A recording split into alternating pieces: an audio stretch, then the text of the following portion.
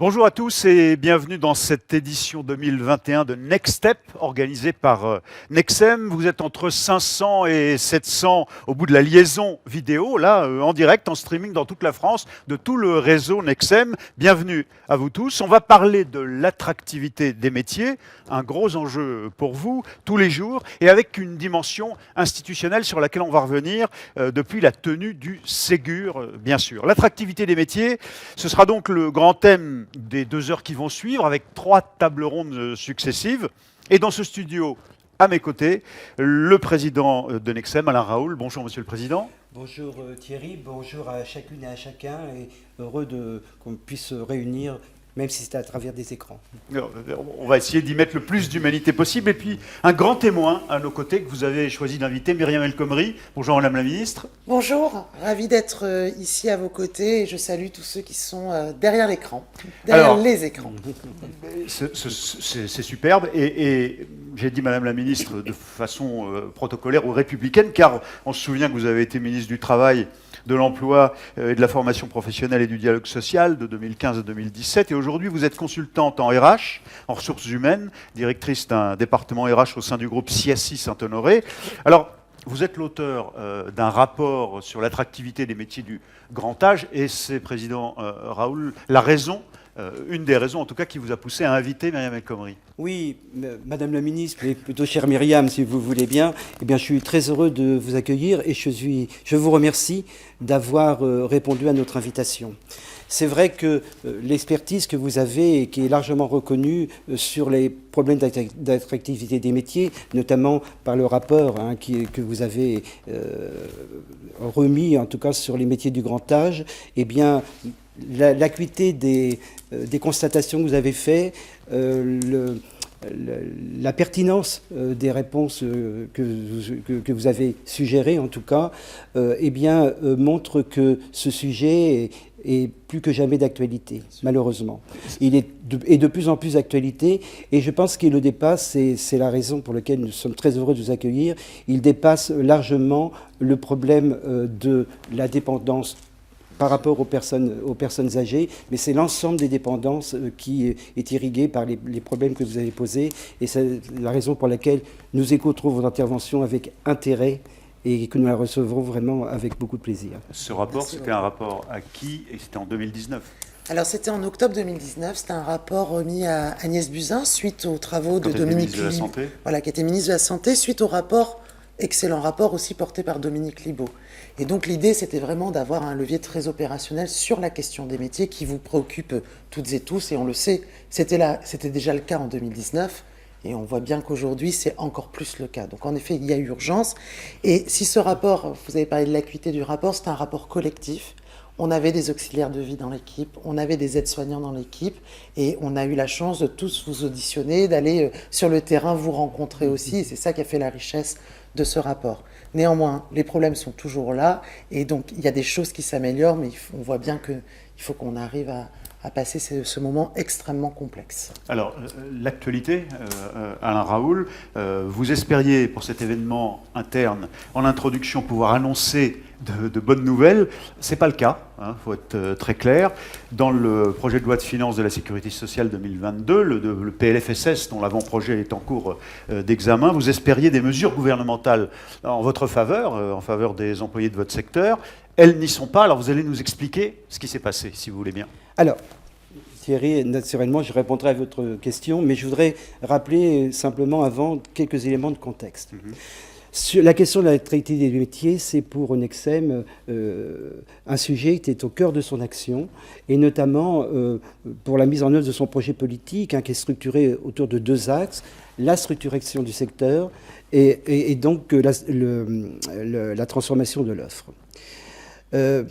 Le secteur médico-social est un secteur essentiel pour la mise en œuvre des politiques publiques sociales de notre pays. Les professionnels de notre secteur sont des éléments essentiels pour l'accompagnement des plus fragiles de notre société. D'ailleurs, la crise sanitaire que nous vivons encore, a bien montré comment l'engagement de l'ensemble des professionnels était importante, mais elle a souligné aussi les carences de l'organisation du système de ce secteur. Et le sentiment que nous avons, c'est que les professionnels de notre secteur et notre secteur restent invisibles pour le grand public. Sans reconnaissance. Sans reconnaissance et sans valorisation suffisante des pouvoirs publics. Le Ségur de la santé, qui a été organisé par les pouvoirs publics, était censé apporter des réponses aux carences du système de santé et donc de permettre de revaloriser, en tout cas, les métiers de nos secteurs d'activité. Nexem, avec d'autres, s'est d'ailleurs battu pour définir et faire reconnaître par le gouvernement quel était le périmètre de la santé. Nous avions le sentiment qu'on ne pouvait pas réduire le système santé simplement à sa composante sanitaire et que l'ensemble du secteur, et ce que j'appellerais le continuum hôpital, médecine de ville, établissement et services médico-sociaux, domicile, étaient les éléments d'un ensemble qui étaient indissociables, complémentaires, et que la revalorisation devait donc concerner l'ensemble de notre secteur. C'était pour nous un premier combat que nous avons gagné. Oui, vous avez finalement eu une part un peu au Ségur. Oui, c'était une reconnaissance très importante. Là où les problèmes ont commencé à se corser, je vais le dire comme ça, c'est quand on a commencé à parler des revalorisations et qu'on a vu que les revalorisations, dans un premier temps, et nous en réjouissons, il n'y a évidemment aucun problème, concernaient d'abord le secteur sanitaire, puis ensuite les personnes âgées, le secteur des personnes âgées. Très bien, et nous avons salué cette avancée. Seulement, il y avait le reste des secteurs, c'est-à-dire le handicap et tout le secteur social, la protection de l'enfance et l'exclusion, qui sont des secteurs aussi extrêmement importants et utiles à la cohésion sociale de notre pays, qui est fortement interrogée. Bon. C'est donc sous cette pression des fédérations que s'est dessiné, que le gouvernement a missionné M. Lafourcade pour une mission concernant ces secteurs, et donc une négociation s'est engagée avec les partenaires sociaux, une négociation donc sous l'égide de M. Lafourcade pour voir comment ces secteurs pouvaient être pris en compte. C'est ce qu'on a appelé la mission Lafourcade, c'est la mission Lafourcade des affaires sociales, spécialiste du secteur, qui a négocié avec vous. Qui a négocié avec nous. Si je peux me permettre, à la mission Lafourcade, il y avait 7 aspects-là, et le deuxième, c'était la stratégie opérationnelle pour mettre en œuvre le plan... notre rapport sur l'attractivité des métiers du grand Voilà. On est à fond dans le sujet. Alors, mais donc, revenons à cette démarche. Alors, sur cette démarche, donc, nous sommes parvenus, après bien des négociations, à un accord de méthode. Voilà. Le premier point qui concernait le sanitaire, et 2 autres points qui concernaient la revalorisation des métiers d'accompagnement pour le secteur du handicap, et la promesse d'une conférence sociale pour l'ensemble du secteur social et médico-social qui, en grande partie, était oublié. Ouais. Donc, vous étiez confiant? Alors, nous étions confiants parce que, je veux dire que nous négocions avec les pouvoirs publics et nous négocions... on ne peut pas commencer une négociation sans avoir confiance dans les partenaires qui sont en face de nous. Donc, voilà. Alors, il y avait une condition qui était posée, qui est toujours posée, c'était que ces revalorisations qui pouvaient être promises, dont le financement pouvait être promis, devaient se faire à une condition qui était le rapprochement des conventions collectives du secteur. En vue d'une convention unique. En vue d'une convention collective unique étendue. Bon. Et avec nos partenaires et notamment la FEAP, nous nous sommes mis d'accord en disant, effectivement, et on y reviendra au cours de ces débats, de travailler sur une convention collective unique étendue et même d'accélérer le mouvement. Donc voilà, nous en étions là.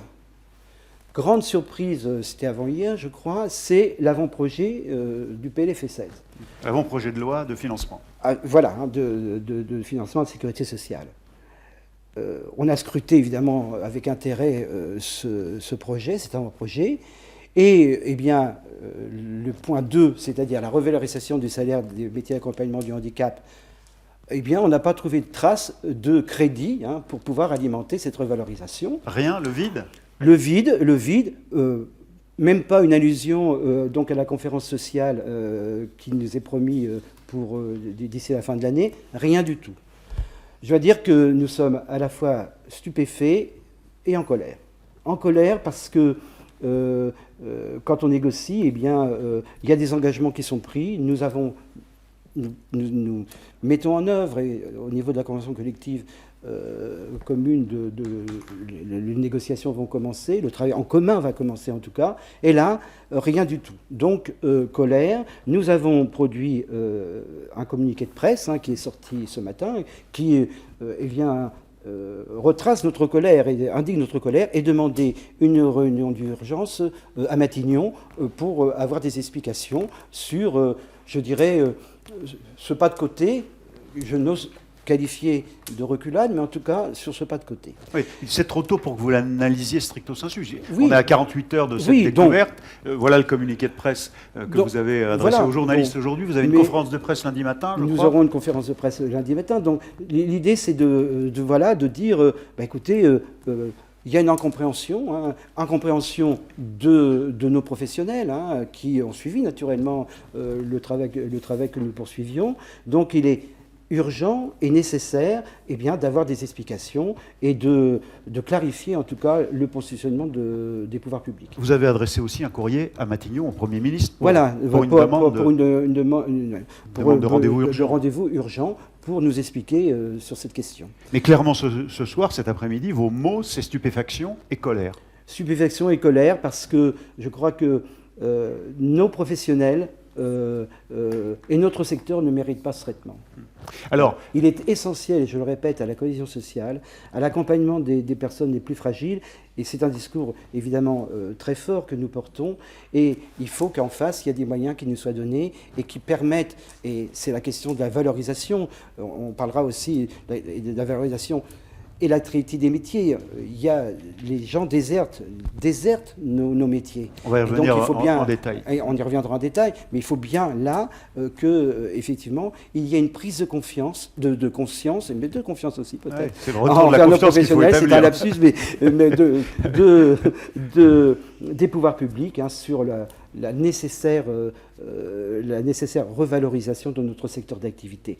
Quand je dis ça, je parle évidemment de la revalorisation des salaires, mais la revalorisation des salaires n'épuise pas le sujet d'attractivité. Il y a d'autres éléments à prendre en compte, qu'on va sans doute partager au cours de cet après-midi, mais je dirais que la condition de revalorisation des salaires est nécessaire, mais pas suffisante. Il y a d'autres facteurs que on va analyser au cours de cette... Ce sera l'objet des différentes tables rondes. Voilà. Merci Alain Raoul de cette introduction. On a bien noté ces éléments de réactivité, de réaction et ce souhait de marquer, puisque le handicap, a priori, est un secteur apparemment oublié dans le PLFSS 2022, dans l'avant-projet en tout cas. Le programme de cet après-midi de ce Next Step. D'abord, donc, on va avoir une discussion avec Myriam El Khomri, le grand témoin de ce Next Step 2021. Et puis, ça va poser le cadre du débat sur l'attractivité. On aura son regard, mais aussi le vôtre, à travers vos représentants ici, celui du terrain. Et puis, une table ronde sur l'évolution nécessaire des métiers pour répondre à l'évolution de la demande, des besoins aujourd'hui. La revalorisation elle-même, par quoi ça passe, on y reviendra notamment avec Dorothée Bédoc, la directrice générale adjointe de Nexem. Et enfin, on reparlera de ce que vient d'évoquer Alain Raoul, président Raoul, de la démarche pour la convention collective unique étendue à la fin de ces 2 heures qu'on va passer ensemble. Myriam El Khomri, votre vision alors, entamons le sujet, de l'attractivité au sens large de ces métiers du secteur social. De quoi parle-t-on en fait quand on parle d'attractivité des métiers? Essayons de définir cette notion selon vous. Je pense que le président Raoul l'a un petit peu dit. Lorsqu'on a travaillé sur l'attractivité des métiers du grand âge, on s'est bien rendu compte, qu'il y avait une problématique très forte de conditions de rémunération. Ça, c'est vrai. C'est d'abord les salaires, c'est clair. Je ne pourrais pas dire c'est d'abord les salaires. Le président Raoult l'a dit, il y a un sujet de fidélisation aussi. Oui. C'est-à-dire que les gens vont dans le métier et sont très vite épuisés du métier. Donc, derrière le sujet de l'attractivité, il y a les conditions de rémunération. On avait eu une étude de l'adresse, le taux de précarité, aujourd'hui des auxiliaires de vie, donc celles qui interviennent à domicile pour des personnes âgées, était de 17,5%, lorsque la moyenne des salariés, nous étions sur 6%. Voilà. Donc là, très clairement, des horaires fragmentés, des temps de transport extrêmement importants, et puis un problème de pouvoir d'achat de façon très concrète que rencontraient ces personnes. Mais ce n'est pas suffisant. C'est-à-dire qu'il faut améliorer la rémunération, les conditions d'emploi, parce qu'on voit bien que l'absentéisme peut engendrer de l'absentéisme, mais il y a un gros champ à attaquer pour moi. Je sais que beaucoup de structures le font, mais ce n'est pas facile. C'est bien sûr les enjeux de la qualité de vie au travail. À commencer par le sens même à donner. Exact. Alors, on s'est beaucoup reposé sur « elles ont la vocation ». Non, mais je pense qu'il faut le dire. À un moment, la question que ça... On parle beaucoup de durabilité en matière environnementale. Mais là, qu'est-ce que nous faisons tous et vous au quotidien? C'est de construire une politique sociale durable. Durabilité sociale Mais vraiment, sur le long terme. C'est-à-dire qu'on sait que les métiers qui vont disparaître sont ceux où il n'y a pas de relation humaine. Voilà, ceux qui vont pouvoir être automatisés. Donc, ce secteur-là, et les politiques sociales, ceux qui travaillent à tisser une relation de confiance, qu'ils soient éducateurs de rue ou qu'ils soient dans ces structures pour les personnes âgées ou les personnes en situation de handicap, ils contribuent, finalement, c'est des bienveilleurs, ils contribuent à faire que la chaîne fonctionne bien. Et donc, il faut avoir une logique, à mon sens, d'investissement s'agissant de ce secteur-là. Donc, je vais parler en tant qu'ancienne ministre du Travail, ce secteur est une chance dans le cadre du plan de relance. On parle de métiers qui ont du sens, non délocalisables, et dont on a besoin sur tout le territoire national. Excusez-moi, mais il y a peu de métiers qui ont ces caractéristiques-là. Donc, c'est en ça que je parle de logique d'investissement. Donc, des métiers qui ont du sens, des conditions d'emploi et de rémunération qu'il faut impérativement, et c'est vrai que là, on est dans une situation où des choses s'améliorent. Il ne faut pas le Ségur de la santé sur les rémunérations des aides-soignants, pour les personnes dans les EHPAD et aujourd'hui, pour les auxiliaires de vie, l'augmentation salariale, elle est importante. Sauf qu'on joue beaucoup la concurrence entre les secteurs. Et c'est là où ça... On l'a vécu avec le premier Ségur de la santé, c'est-à-dire qu'on a des auxiliaires de vie qui ont quitté les structures pour devenir aides-soignants, parce qu'on gagnait 180 € net en plus par mois, et c'est un moment important. Et juste pour reboucler la boucle, c'est qualité de vie au travail, formation. Tout salarié, tout collaborateur doit avoir la possibilité de se projeter. Voilà. C'est quoi mes perspectives d'évolution? Donc il faut investir dans la formation, dans l'organisation du travail, et c'est vraiment avec ces 4 piliers-là qu'on arrivera à améliorer l'attractivité des métiers des métiers du social. Je reviens sur vos préconisations, mais peut-être une réaction déjà là. Non, mais je suis d'accord avec ce qui vient d'être dit. Ce qui est terrible, en fait, c'est l'organisation d'une concurrence dans notre secteur. Nos adhérents nous disent, dans le secteur du handicap, nous n'avons plus d'infirmières, nous n'avons plus d'aides-soignantes, ils sont partis à l'hôpital, et nous n'avons pas les moyens d'arrêter cette hémorragie. Et qu'il y a un certain nombre, il y aura sans doute, on reviendra sur ces témoignages, mais il y a des dangers de fermeture d'établissements, en tout cas de non prise en compte des difficultés d'accompagnement et de dégradation de l'accompagnement des personnes que nous accueillons. Et ça, c'est assez insupportable. Et ça participe, me semble-t-il, à ce que vous soulignez, c'est-à-dire l'épuisement du personnel, qui disent c'est pas possible, quoi. Et la question du sens, qui est pour nous très important, qu'est-ce que je fais là, quoi? Et je me remets en cause alors que je subis l'environnement qui est créé. Mais alors, quelle préconisation, quelle direction pourrait prendre une politique sociale durable, d'avenir? Il y a le travail sur les conventions collectives. On souffre dans ce secteur. Déjà, on a un double pilotage bien souvent entre l'État et les départements. Et en face, on a on a un émiettement du nombre de fédérations et de conventions collectives. Moi, je salue les travaux qui ont été menés par Nexem avec les autres pour essayer de travailler à un socle commun, parce que ça veut dire que d'un salarié, quand il passe d'une convention collective à une autre, il n'y a pas de reconnaissance. Donc voilà, je pense qu'il y a un sujet, on va dire, sur le champ des conventions collectives, et bravo, c'était une des préconisations du rapport, et on est très heureux que vous soyez lancé dans cette aventure, qui n'est pas une aventure facile. On peut comprendre toutes les réticences à cela, mais je pense que pour les salariés, de pouvoir faire des passerelles, c'est un élément extrêmement important. Il y a bien sûr, quand on parlait de la question du sens, La phrase que nous avons le plus entendue dans le cadre de l'équipe projet, c'est ne pas avoir à choisir entre faire vite et faire bien. C'est-à-dire qu'il y a un conflit, il y a un problème d'alignement entre ce pourquoi on fait le métier et la réalité les conditions de travail qui ne permettent pas. Regardez les responsables de secteur, 80% de leur temps c'est du recrutement. Ils sont venus ce métier-là pour faire le lien avec les auxiliaires de vie, pour faire le lien avec les familles, pour faire le lien avec les partenaires. Mais qu'est-ce que vous voulez dire en disant ne pas faire la différence entre choisir faire vite et faire bien? Aujourd'hui, les conditions d'emploi et les conditions de travail ne leur permettent pas de bien faire leur métier. Oui. On donne la primauté aux gestes techniques. Et que ce que vous disiez, c'est-à-dire la prise en compte de l'humain et des métiers de l'humain, deviennent de moins en moins des métiers de l'humain parce que on privilégie le geste technique plutôt que la posture et le contact avec la personne.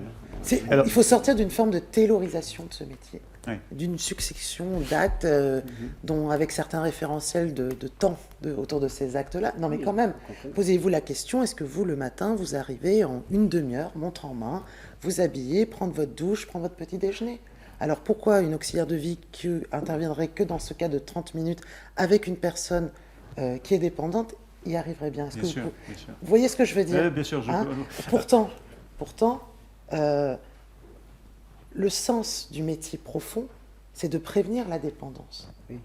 Ça va plus vite de faire une toilette à une personne que de l'aider à faire faire. Oui. Mais le sens de leur métier, c'est d'aider à faire faire. Oui. Et je pense que c'est là, avec cette forte taylorisation, qu'on perd un peu le sens de ce métier. Vous comprenez du coup, alors vous avez été ministre, vous connaissez la mécanique politique et la mécanique institutionnelle du gouvernement, il peut y avoir eu peut-être un oubli, alors c'est stupéfiant, je ne veux pas minimiser la colère et la stupéfaction évoquée par Alain Raoult, mais vous comprenez la déception qu'il n'y ait rien dans le PLFSS du coup aujourd'hui, qui était une forme de promesse après la négo qui avait été ouverte avec la mission Laforcade? Alors, ce que je vais dire là, c'est purement personnel. Je ne suis mandatée par personne et j'ai découvert, comme vous, les éléments, notamment à travers votre communiqué de presse. Je partage qu'il ne faut pas jouer la concurrence. On l'a vu déjà sur aide-soignant auxiliaire de vie. Voilà. Donc déjà, c'est un premier point. Le second point, lorsqu'on a un texte qui va au Parlement, il y a deux cas de figure. Soit c'est complètement fermé, soit c'est laisser des marges de manœuvre dans le cadre du débat parlementaire, et donc autoriser... Ça pourrait être ça aussi. Il faut l'espérer. C'est le jeu. Enfin, nous saisirons tous les moyens. Voilà. Je vous garantis. C'est aussi le jeu. Donc, je ne suis absolument pas mandatée, je ne suis pas porte-parole du gouvernement. J'ai cessé toute activité politique et moi... Non, mais ça veut dire que vous nous laissez un espoir, quand même. Non, je ne suis absolument pas mandatée, je ne sais absolument pas, mais ça peut être une stratégie. C'est ça. Voilà, je le dis, ça peut être une stratégie aussi. Donc, voilà, on est là pour se dire les choses. Ça peut être une stratégie. C'est pour ça que nous accentons la pression. Ce que je crois, c'est que le rapport Laforcade était important. Il était important à la fois pour donner des leviers opérationnels par rapport à ce que nous avions porté. C'est une suite de notre rapport et je sais que Michel Laforcade, avec toute son équipe, d'ailleurs c'était la même IGAS qui nous avait aidé sur le rapport, Christine de Thume et Nathalie Annette, donc c'était important. Donc voilà, je ne peux pas donner d'explication aujourd'hui, je n'en ai aucune, je l'ai découvert comme vous finalement. Peut-être que c'est ça la stratégie, en tout cas c'est ça que vous devez jouer. Alors, nous accueillons sur ce plateau Claire Robert-Horry, bonjour. Bonjour. Vous allez nous apporter votre regard de terrain. Vous êtes membre du bureau de Nexem, vous êtes directrice générale de l'ARSL, qui est une association de réinsertion sociale dans le Limousin. Oui, présentez-nous peut-être l'association. Vous êtes de nombreux salariés, 15 établissements au moins, même davantage peut-être sur la région. Oui, donc 15 établissements donc, sur Limoges, 120 salariés. 90% des professionnels ne travailleurs sociaux, puisque l'association est spécialisée dans la lutte contre les exclusions. Donc un secteur que très oublié et que très méconnu dans l'opinion publique. Et alors vous êtes financé à la fois par les préfectures, par les départements, les communes à divers degrés. Vous remplissez des missions, par exemple, pour trouver un logement, ou en tout cas un toit, je dirais, au centre domicile fixe, par exemple. C'est une des missions. Il y en a nombreuses. Les enjeux et les urgences de l'attractivité des métiers dans votre secteur, et y compris en réagissant à cette information. Alors, je ne vais pas être très original, hein. Moi je souscris à ce qu'a dit le président Raoul. Au-delà de la revalorisation salariale, moi je pense que vraiment ce qu'on attend, c'est une reconnaissance du travail qui est fourni par nos équipes au bénéfice de la société, parce qu'on a un véritable impact social sur la société, qui est à notre corps que défendant peut-être pas assez que travaillé par notre secteur, par nos associations. On n'en a pas non plus souvent les moyens, parce qu'on travaille énormément dans l'urgence, que très peu d'anticipation sur notre secteur.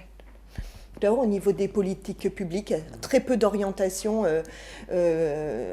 à long terme, qui enlève à certains moments le sens de ce qu'on peut demander à nos équipes. Pourquoi on est là? Qu'est-ce qu'on attend de nous? Bon, même nous, en tant que manager, on a souvent du mal à répondre à cette question. Donc, vous me disiez, en préparant, les équipes se sont appelées dans l'ombre pour éteindre des incendies, mais on ne parle jamais d'eux. Comment est-ce que c'est vécu, au fond, par les équipes?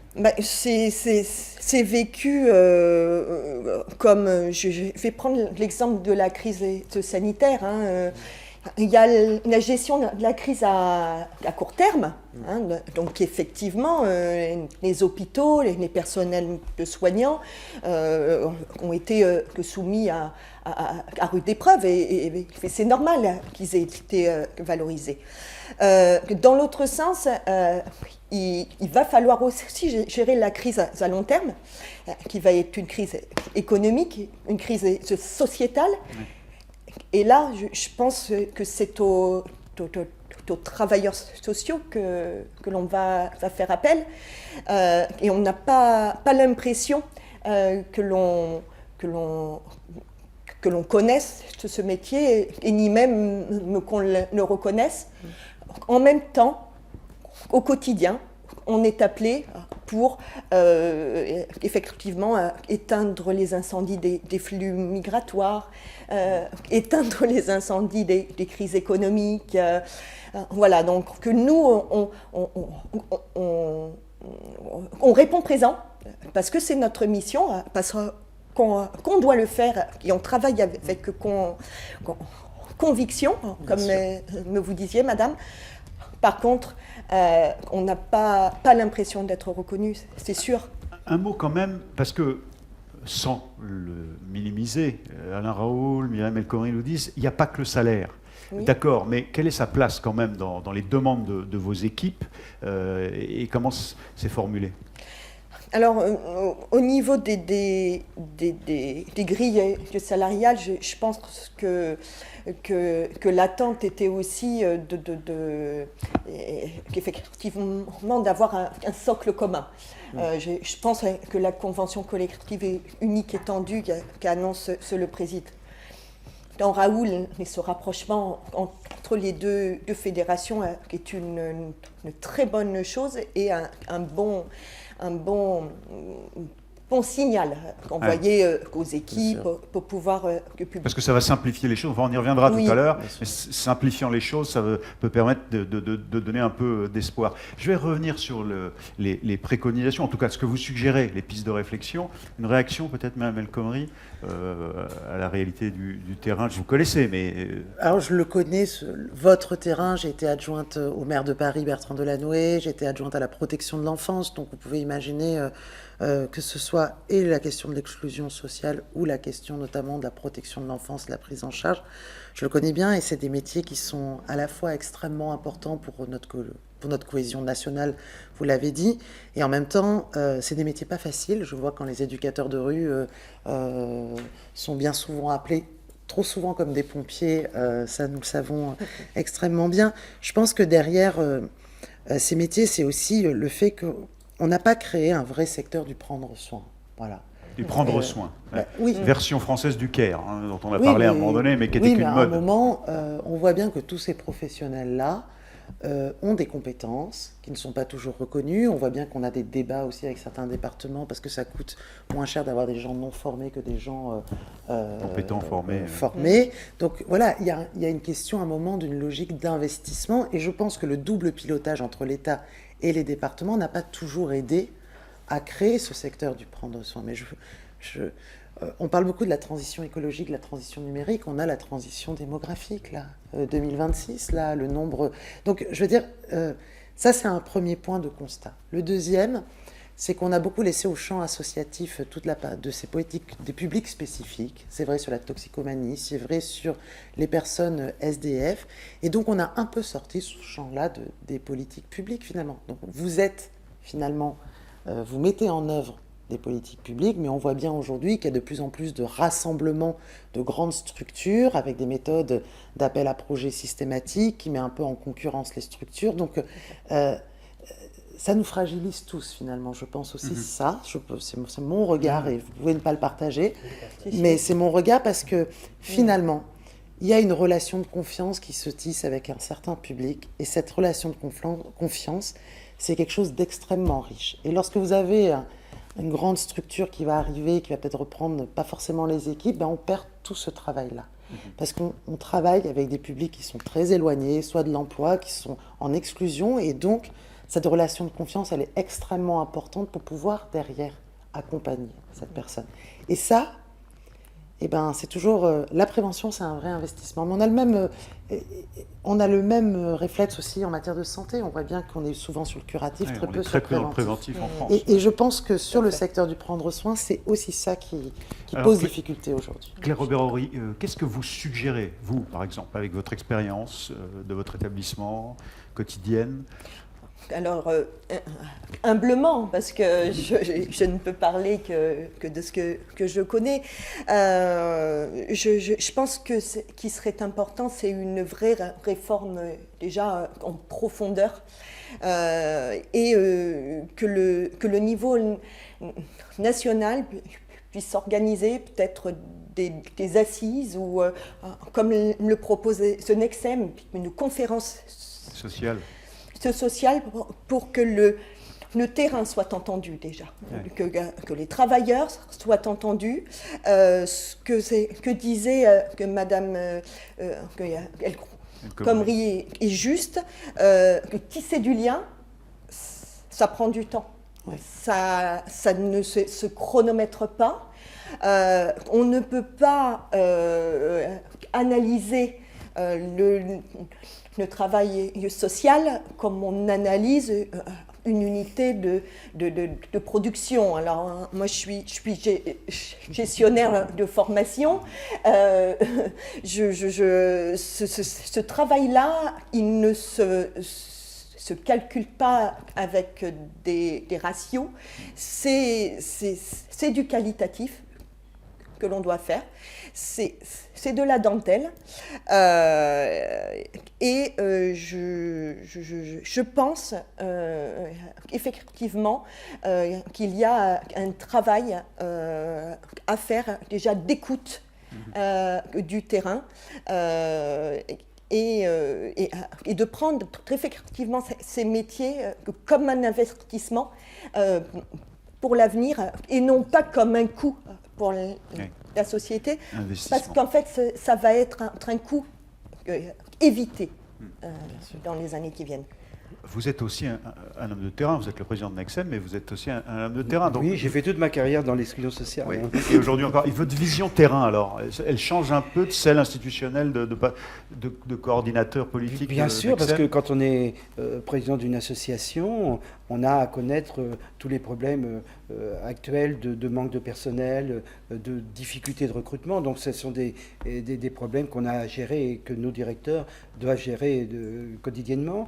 Avec, on le sent bien, une dégradation, y compris à l'adhésion à ce métier.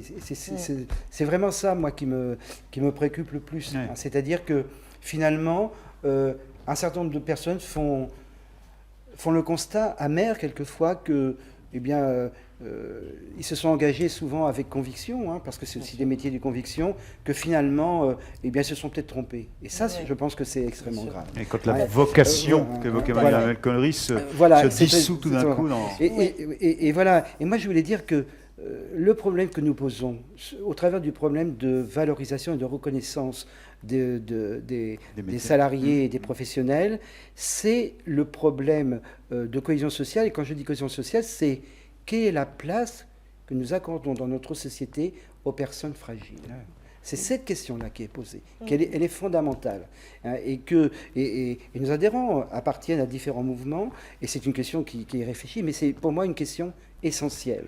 Alors, pardon de redevenir un peu trivial et mécanique, si j'ose dire, mais dans la concurrence que vous évoquiez tout à l'heure, entre petites et grandes structures, est-ce qu'il n'y a pas cette donnée-là? Et est-ce qu'il y a des disparités, au fond, des différences entre petites et grandes structures chez vous? J'étais directeur général d'une grande organisation, 2500 salariés. Je suis maintenant président d'une association où il y a 40 salariés. Pour moi, la question du regroupement forcé et organisé, me semble-t-il, n'est pas la solution, n'est pas la panacée. Je veux dire que des petites structures... vous savez, on dit que l'association, c'est des citoyens qui se mettent ensemble pour réfléchir et pour apporter des solutions. Cette substance-là du secteur... Alors, je ne dis pas que les grands ne le font pas, mais les petites le font aussi. Et donc, il n'y a pas, me semble-t-il, un effet d'échelle à mettre en concurrence les deux. Il y a des problèmes d'organisation, mais faisons attention à ce que la gestion ne prennent pas le pas sur la substance. C'est pour moi quelque chose de très très important.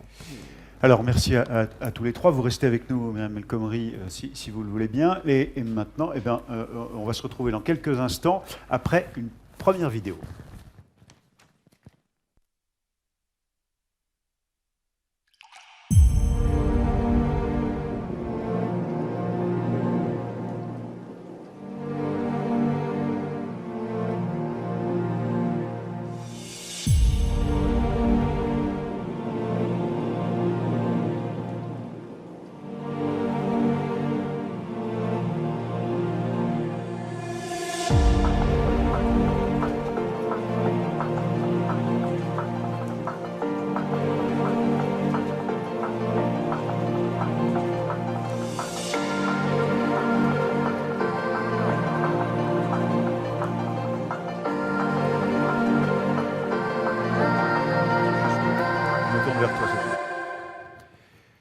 Alors évidemment, on est déjà dans la problématique de la réalité des métiers du social aujourd'hui, mais vous vouliez insister, Nexem voulait insister sur leur nécessaire évolution liée aux nouveaux besoins.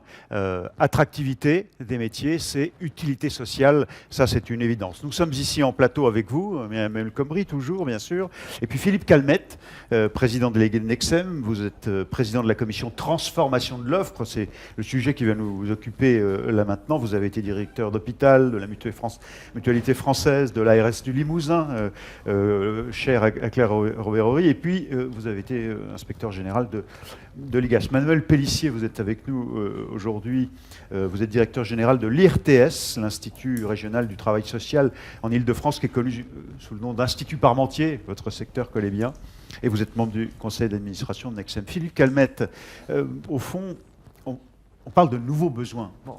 Il y a des tendances très profondes. Ces nouveaux besoins impliqueraient une évolution des métiers. De quoi parle-t-on? C'est quoi ces nouveaux besoins? Alors, les nouveaux besoins, ils sont la conséquence du sens de nos métiers. Ça a commencé à être dit, à être rappelé à l'instant. Le sens pour les professionnels du secteur, c'est d'accompagner, de mettre du lien social avec, si on raisonne globalement, 12 à 15% de la société française qui, à un moment donné, se trouve en situation de marginalisation, voire d'exclusion, de précarité sociale. Bon. Il faut remettre ces publics-là dans la société, dans les droits communs, dans l'exercice le plus possible de leur pleine citoyenneté. C'est ça le sens des métiers. C'est le sens des métiers pour les professionnels, et c'est un enjeu de société, de vivre ensemble, de bien vivre ensemble, qui est considérable. À un moment où la fracture entre ceux qui sont en situation de marginalité ou d'exclusion et le reste de la société, cette fracture s'accentue. On est tous d'accord pour faire ce constat. Il est plus difficile aujourd'hui de remettre les gens dans les droits communs, dans l'exercice de leur citoyenneté, qu'il y a 10 ans ou il y a 20 ans. Les efforts à déployer sont plus importants parce que les fractures se sont accentuées. Et il y a une nouvelle exigence. Et il y a une nouvelle exigence, il y a une nouvelle attente de ces publics. Les nouveaux besoins, d'abord, premièrement, c'est le besoin d'autodétermination. De la part de la personne handicapée. De la part de la personne handicapée, de la personne fragile, de la personne en perte d'autonomie, de l'enfant qui construit, ou de l'adolescent qui veut construire sa future vie d'homme. Il y a une attente très forte à ce que ce soit la personne elle-même qui décide de son parcours et de son avenir. Et le professionnel qui accompagne la personne doit créer les conditions de cette autodétermination. Ouais. Ça, c'est une évolution fondamentale dans les pratiques et c'est vraiment un besoin qui est exprimé par c'est le grand virage les personnes que vous êtes en train de par prendre. La représentation. C'est le grand virage fondamental, celui de l'autodétermination. Le deuxième point qu'il faut signaler dans l'évolution des besoins, c'est la réalité dans la construction des parcours. Aujourd'hui, un parcours de vie, il est soumis à la fréquentation, l'accompagnement d'acteurs de santé différents. Il est soumis à la confrontation à différents guichets administratifs. Il est soumis à la diversité des financeurs. Un tel va financer une prestation, un autre plus tard va financer une autre prestation. C'est un parcours du combattant administratif et il faut mettre de la fluidité dans ces parcours. Parce que très souvent, les parcours des personnes, les prises en charge sont heurtés se finissent dans une impasse, se trouvent dans une impasse. Et il faut pouvoir surmonter ces obstacles-là. Notre organisation institutionnelle, le cloisonnement des acteurs est une des raisons de ces difficultés et de ce cloisonnement. Et puis, dans les besoins nouveaux, il y a tout simplement la volonté que les droits qui ont pu être reconnus à un moment donné, je pense à la loi de 2005 sur le handicap, soient effectivement mis en œuvre. On a un corpus... Donc soient connus, parce que parfois ils sont même peu connus ou pas assez.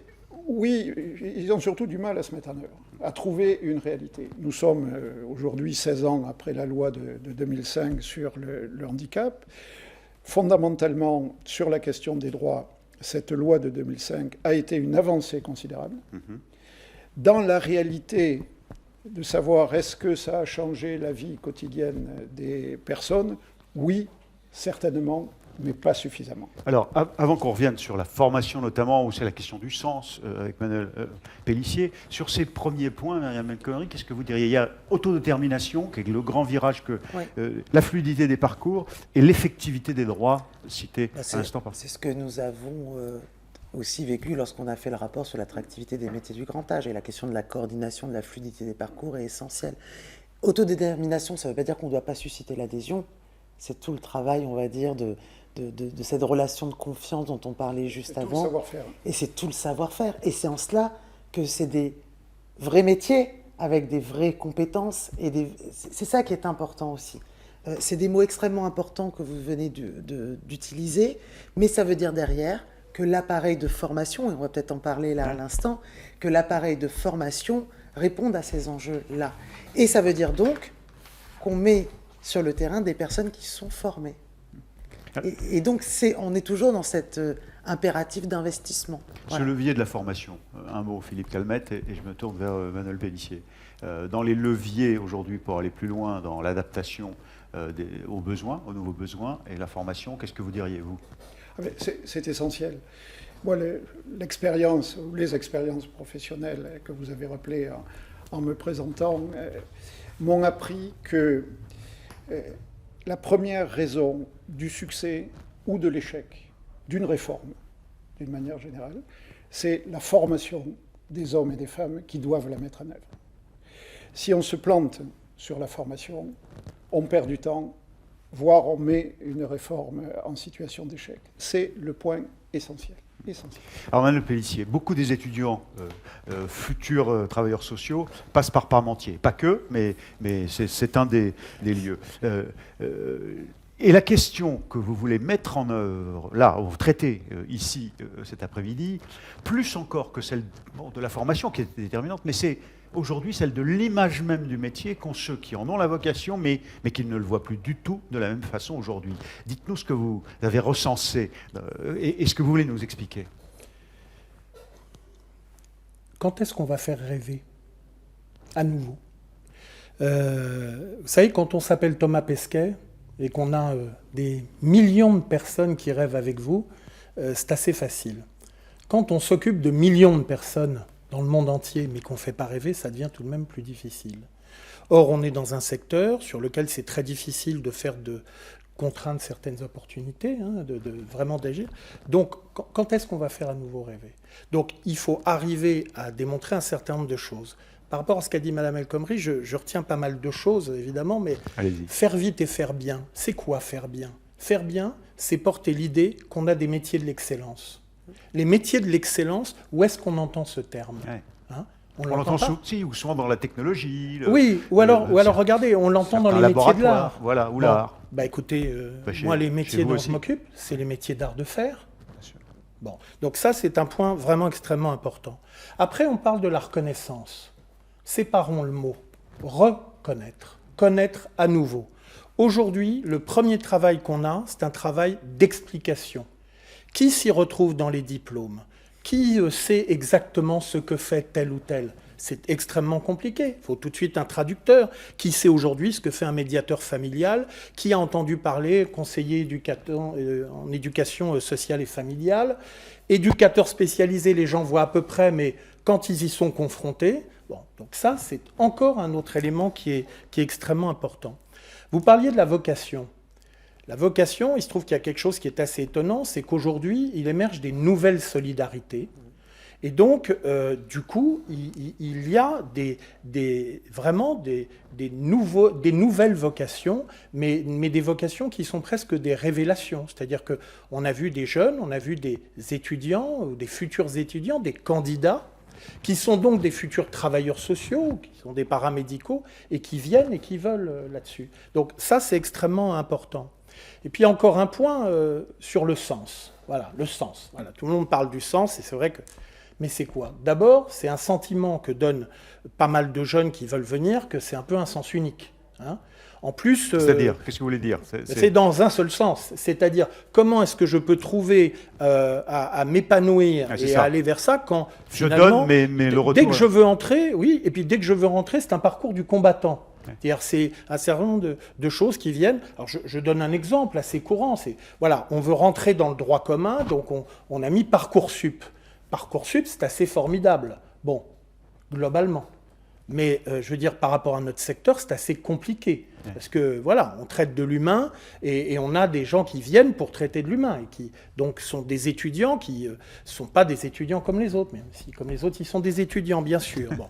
Après, il y a ce problème presque du sens interdit. Excusez-moi, pour faire très caricatural, le Ségur, il y a un certain nombre de gens qui pensent que c'est un peu un sens interdit. C'est-à-dire qu'on a évoqué, vous avez parlé justement de ce qu'était la concurrence dans les secteurs, Alain Raoul aussi. La concurrence dans les secteurs, c'est le dire de manière économique. Mais il y a une autre manière de le dire, c'est de le dire socialement. Ça s'appelle l'iniquité. Je suis administrateur de la Fondation des Amis de l'Atelier. J'ai un certain nombre de mandats nationaux pour Nexem, pour l'UDESO. Qu'est-ce que je vois? On a construit dans une même association, dans des établissements ou des services différents, des gens qui se côtoient, et puis certains vont bénéficier des mesures Ségur et pas les autres. Bon, il y a quelque chose qui ne va pas. Il y a globalement là, Myriam El Khomri, tout de même, au-delà même de toutes les structures, de tous ceux qui nous écoutent, et de la dimension institutionnelle, il y a tout simplement une absence de visibilité dans toute la société. C'est la presse, pardon, j'ai été journaliste longtemps, il y a une difficulté à passer ce plafond de verre de l'intérêt, de la séduction, du rêve même, au fond, pour ces métiers. C'est quoi le biais, là, possible? Parce qu'on ne veut pas voir les choses. Enfin, je veux dire, quand on a travaillé sur le rapport sur le grand âge, c'est aussi la place... Les vieux et les handicapés, on ne veut pas les voir dans la société. C'est des femmes qui s'occupent de vieux, excusez-moi, mais Pardon pour le... Non, mais disons les choses.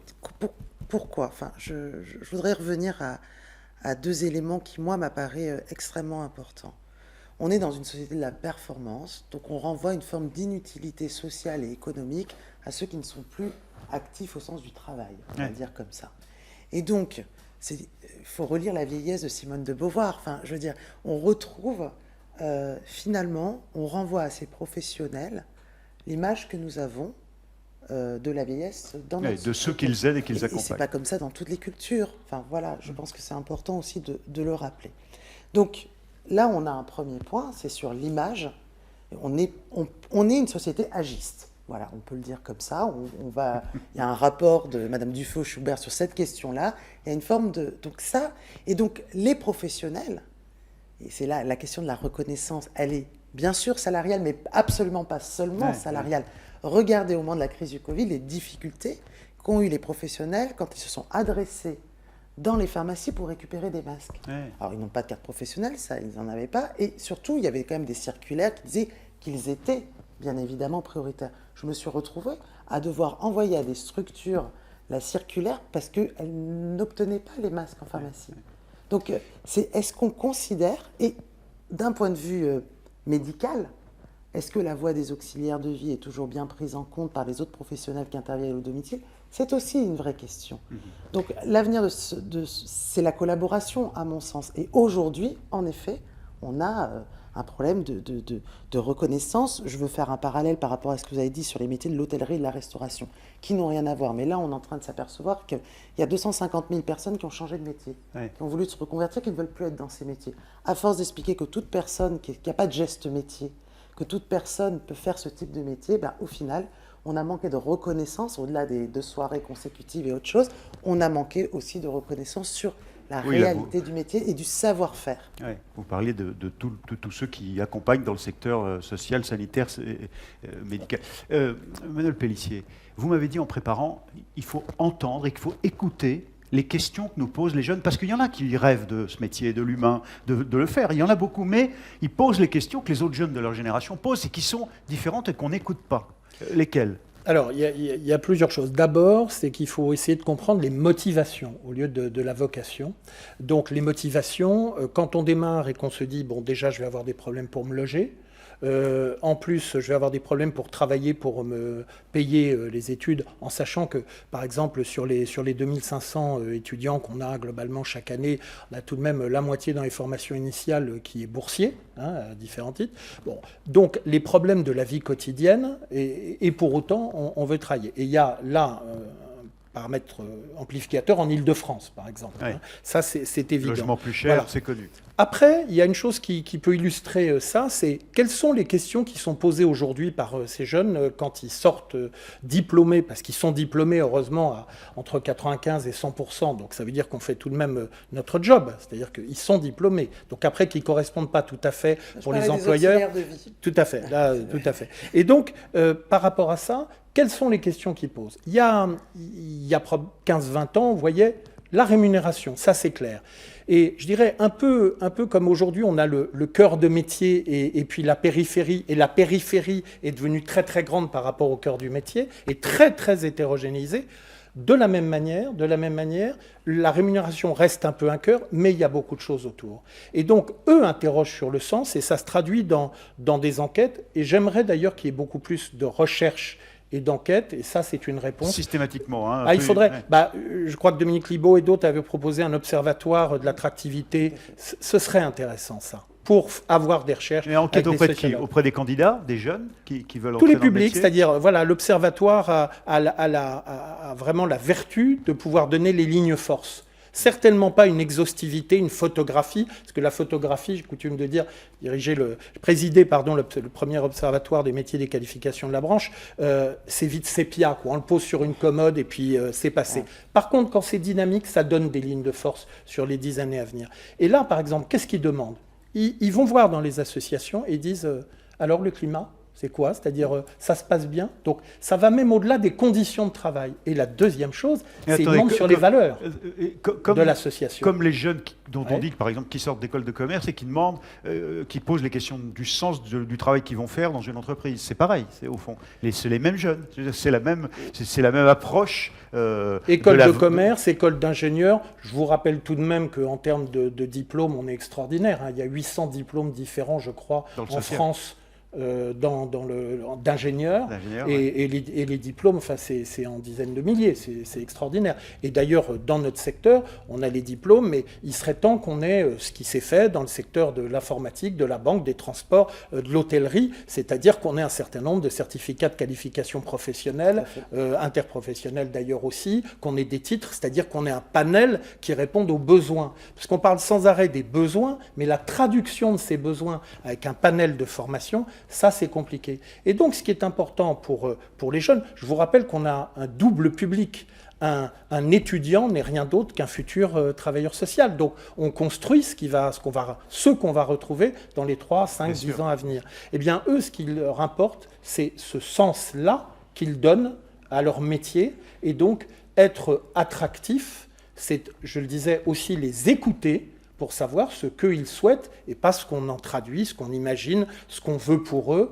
Voilà, puisqu'en plus, on a une population qui est de plus en plus jeune. Hein, ça, c'est un vrai problème.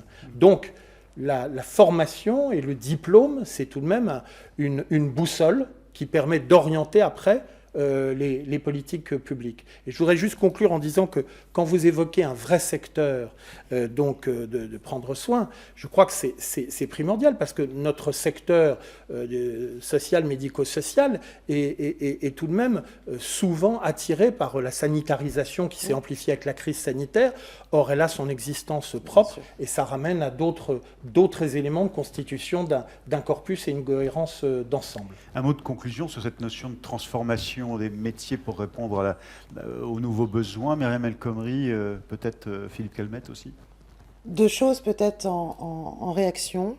La première, c'est que lorsqu'on a étudié en effet les métiers du grand âge, ce qui nous a semblé essentiel, c'est de permettre toutes les voies de formation et le développement de l'alternance, parce que les freins que vous avez évoqués, notamment financiers, c'est vrai que l'alternance permet d'y remédier parce qu'ils ont un contrat de travail et une rémunération. Et on l'a vu dans le secteur sanitaire, on préfère avoir des personnes en stage. Au moment du rapport, on n'avait que 600 apprentis aides-soignants en France. Là, on en a plus de 2000, mais je pense que l'alternance est un élément vraiment d'attractivité du secteur. Ça, c'est un premier point. La VAE. Je suis désolée, la validation des acquis de l'expérience. Aujourd'hui, on a beaucoup de professionnels du secteur qui pourraient bénéficier d'un accompagnement à la validation des acquis de l'expérience. Je pense que c'est quelque chose qui permet d'avoir confiance en soi, de retrouver parfois de l'estime de soi. Et donc, je pense qu'on a trop de difficultés très techniques à réunir des jurys VAE. Et dans ce secteur-là, on aurait besoin aussi pour reconnaître des qualifications, d'autant plus que s'il y a un travail sur la convention collective, ça permettra aussi une évolution salariale.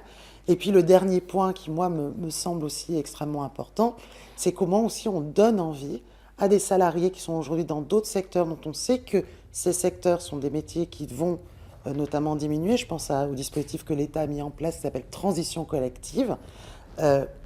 Moi, j'ai porté une action pour un EHPAD Corian avec des salariés de Richebourg et Monoprix, avec une participation de l'État et je pense, et des deux entreprises, il me semble que élargir le sourcing, non pas qu'aux jeunes, même si les jeunes sont importants, à des salariés en reconversion professionnelle sur des dispositifs très responsables, pourrait être aussi l'occasion de mieux faire connaître le secteur, parce qu'on sait que leurs envies et leurs attentes ne sont pas forcément non plus les mêmes que celles des jeunes. En revalorisant l'image, en leur donnant envie, on peut les amener, vous pouvez les aider à prendre ce virage et avoir le rêve même d'aider autrui. Il y a d'autres secteurs où il y a des horaires fragmentés, il y a beaucoup de temps partiel subi.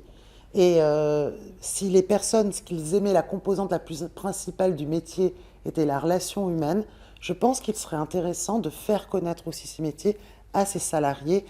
Je pense que c'est gagnant-gagnant au final, et ça, si on s'engage dans leur formation. Donc je pense que ce secteur-là ne travaille pas suffisamment avec le ministère du Travail. Voilà, je pense que il faut, c'est trop. Le ministère de la Santé est un ministère avec une administration importante, mais je pense qu'il y a parfois une vision un peu unidimensionnelle sur le côté sanitaire et que tout le reste n'est pas toujours bien pris en charge en termes RH. Philippe Calmette, Manuel Pellissier, d'une phrase en conclusion. Une phrase, disons deux ou trois. Le chantier qui est le nôtre, qui est un enjeu considérable de société pour les professionnels qui y travaillent, est un enjeu qui doit mobiliser les énergies. Les énergies de qui? C'est un travail collectif. Un travail collectif, d'abord avec les acteurs publics. Les acteurs publics et les politiques publiques, on leur demande aujourd'hui deux choses. D'abord de construire une stratégie qui, en matière sociale, soit une stratégie de prévention. Aujourd'hui, les politiques sociales sont des politiques de réparation. On constate les dégâts dans une société et on demande aux acteurs que nous sommes de les réparer. Il manque, et quand on se compare avec les autres pays de l'OCDE, avec des niveaux de développement comparables, le regard que l'on peut porter sur les uns et les autres condamne fortement, fermement la France pour son manque de stratégie de prévention. Premier point, ça. Il faut construire des stratégies sociales de prévention et pas des politiques publiques qui soient exclusivement centrées sur la réparation. On demande au pouvoir public de mettre les financements pour la revalorisation des métiers. On va en parler, on en parle depuis le début, c'est aujourd'hui essentiel. Il n'y a pas que ça pour la reconnaissance et l'attractivité, ça a été dit aussi, mais c'est maintenant essentiel, sinon les décalages entre les revalorisations Ségur, ceux qui les ont, ceux qui les ont pas, va être insupportable pour ce secteur-là si on continue comme ça. Donc là, il y a une urgence politique et il faut absolument que le gouvernement réponde. C'est un enjeu pour l'acteur branche professionnelle que nous sommes. La branche professionnelle, c'est le lieu où, entre employeurs et partenaires sociaux, nous discutons de l'amélioration des conventions collectives, de la reconnaissance des savoir-faire, des nouvelles pratiques, des qualifications professionnelles dont on a besoin pour franchir cette étape de transformation de l'offre. Nos conventions collectives, les branches professionnelles doivent reconnaître cela comme elles doivent reconnaître la formation pour aller vers ces nouvelles pratiques. Troisième acteur qu'il est très important de mobiliser, c'est l'acteur associatif. Toutes les associations de base. L'enjeu de la transformation de l'offre aujourd'hui, c'est de passer d'un accompagnement qui historiquement est plutôt un accompagnement protection vers un accompagnement qui devient un accompagnement émancipation. Ça veut dire revoir en profondeur les projets associatifs, les projets d'établissement, l'organisation, la manière de fonctionner. Donc c'est l'institution association qui doit évoluer dans cette direction. Et enfin, quatrième acteur essentiel, les professionnels, les praticiens, qui doivent, par la formation, par la reconnaissance qu'on doit leur apporter, eh bien, travailler sur leurs pratiques, sur l'évolution de ces pratiques. Et donc, tant que ces quatre acteurs-là, les praticiens, les associations, les fédérations qui les représentent et les pouvoirs publics n'auront pas harmonisé leur stratégie et leur politique, on sera en situation d'échec. C'est la convention, la conférence sociale qu'appelait à la fois le président Raoul, mais avec Comrie, Claire Rory, il y a quelques instants, de leur vœu. Manuel Pellissier, d'un mot. Oui, vous avez dit une phrase, là, un mot, donc essayez. Oui, je réduis. L'attractivité, c'est être plus lisible, être plus visible. Donc, pour qu'on réaugmente l'espérance de vie professionnelle, la fidélisation. Exactement. Et cela en n'oubliant pas quelque chose, parce qu'on a beaucoup parlé reconnaissance, il y a peut-être un cran déjà basique en dessous de la reconnaissance, c'est le respect. Parce que quand il n'y a pas le respect, le mépris n'est pas très loin. Et je crois que nous avons besoin de marques de respect. Et alors, une marque de respect peut-être, c'est cette formule que j'ai entendue de la bouche de Mariam El Khomri il y a quelques instants, d'appeler, alors peut-être que vous l'utilisez déjà, mais vos étudiants, vos futurs travailleurs sociaux, les bienveilleurs. Peut-être qu'on peut la retenir. Ce serait un élément de la formule de respect. Merci à tous les trois. On vous retrouve dans quelques instants, Mariam El Khomri, si vous le voulez bien. Mais d'abord, vidéo encore et parole de pro.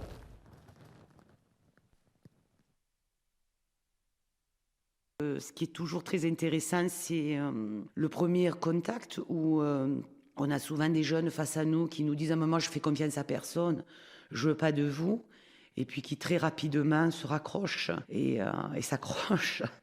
Voilà. Alors les anecdotes, c'est... ce que je tiens en général, c'est effectivement comme c'est une décision judiciaire à l'origine, il y a toujours une réticence. Et en fait, c'est vraiment le respect et l'écoute qui permet aux autres d'être en confiance et petit à petit de se livrer. Et, voilà. Et toute la subtilité, c'est de ne pas devenir indispensable à leur vie parce qu'à un moment donné, ça doit s'arrêter. L'objectif, c'est qu'on ne soit que de passage. Alors, je ne serais pas arrivé à l'EHPAD si je n'avais pas fait mon bac pro service aux personnes, je ne serais jamais arrivé à l'EHPAD. Alors j'ai fait ce bac pro parce que je voulais être au contact des personnes âgées. Donc c'est vrai que les premiers stages en EHPAD m'ont confirmé mon choix et c'est un milieu que je ne regrette pas du tout. Le lien avec les personnes âgées, c'est qu'ils nous apprennent beaucoup de choses en soi, c'est-à-dire qu'ils ont un vécu, un passé. Donc c'est très intéressant de communiquer avec eux, ils nous apprennent beaucoup de choses. Tous les mois, je fais des statistiques sur les nouveaux appelants et on a une légère diminution finalement, mais bon, on est zéro et donc c'est quand même se dire que chaque mois on a 150 nouveaux appelants. Donc j'ai l'impression que ce travail existera encore dans 50 ans. Mon espoir, bien sûr, serait... qui disparaissent, non, enfin j'ai pas le mot, mais disons que s'ils disparaissaient, ça voudrait dire qu'on a réussi le travail des collègues, qu'on a réussi ce rêve-là, un peu utopique. Alors, on se retrouve sur ce second plateau de ce Next Step 2021 et avec moi, à mes côtés, vous accueillez Dorothée Bédoc et Nexem, vous accueillez Luc Gatteau. Bonjour Monsieur le Président, vous êtes le président de l'UNAPEI. Tout votre secteur connaît l'UNAPEI, mais je rappelle que c'est la première fédération d'associations parentales et de défense des intérêts des personnes handicapées mentales. Dorothée Bédoc, vous êtes la directrice générale adjointe de Nexem. Alors dans cette séquence, on va reparler. J'ai regardé avec moi, j'ai emporté avec moi le communiqué de presse. Je souris, j'ai l'air d'en rire, mais en réalité, il s'agit bien de ce cri de colère et vous alertez la presse sur cette absence de reconnaissance dans le PLFSS, dans ce projet de loi, avant-projet de loi de financement de la sécurité sociale 2022. Et dans cette séquence, on va revenir sur les enjeux de tout ce travail institutionnel que vous menez à Paris, et puis avec les élus, permanents ou élus, et de négociations avec les pouvoirs publics à la direction générale ici à Paris. Dorothée Bédoc, pour commencer, peut-être, vous pouvez nous rappeler ce qui s'est passé depuis le Ségur, où vous aviez gagné finalement d'y siéger aussi en quelque sorte, en tout cas d'en avoir une part du résultat, le Ségur de la santé. Il y a eu après cette mission Laforcade. Ok, mais rappelez-nous peut-être quand même les éléments de ces étapes. Oui, alors une mission Laforcade qui s'est ouverte suite au Ségur, c'était un petit peu, enfin pour l'État, c'était un moyen de solutionner, de construire un rapport sur le handicap. Pour nous, eh bien, il s'est agi surtout de rappeler ce que nous avions dit dans le Ségur, c'est-à-dire que notre secteur devait être pris en compte dans l'ensemble de son périmètre, de réexpliquer en quoi nos activités participaient du soin de la population française.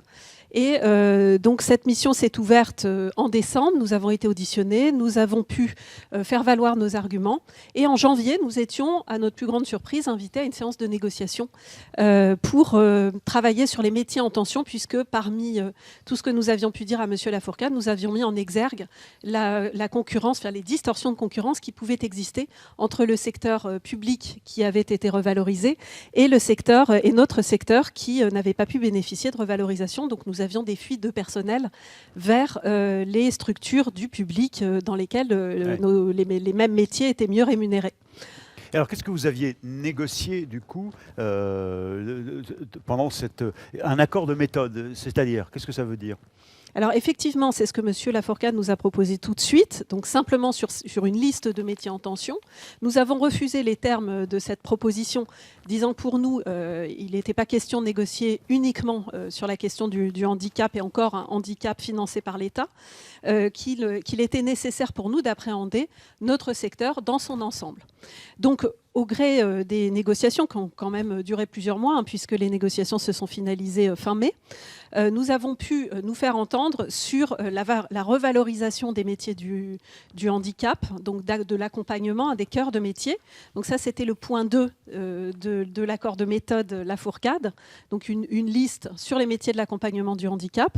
Et puis un point 3 qui nous permettait d'organiser une conférence des financeurs pour mettre en exergue les problématiques de financement dans notre secteur entre État, région, enfin, l'ensemble de nos financeurs, mais également de prendre en compte et d'examiner donc l'ensemble du secteur, c'est-à-dire tous les métiers qui n'auraient pas pu bénéficier d'une revalorisation du fait de Lafourcade ou du Ségur, puisqu'il y a eu plusieurs mesures que je ne vais pas reprendre là, de revalorisation d'une partie de notre secteur. Alors Raoul a évoqué aussi cette condition, je ne sais pas si on peut utiliser ce terme, mais cette idée selon laquelle les pouvoirs publics vous ont poussé à vous rapprocher notamment avec la FEAP pour aller vers une convention collective unique étendue. Ça vous a amené donc à ce rapprochement et vous avez décidé d'accentuer vos travaux communs.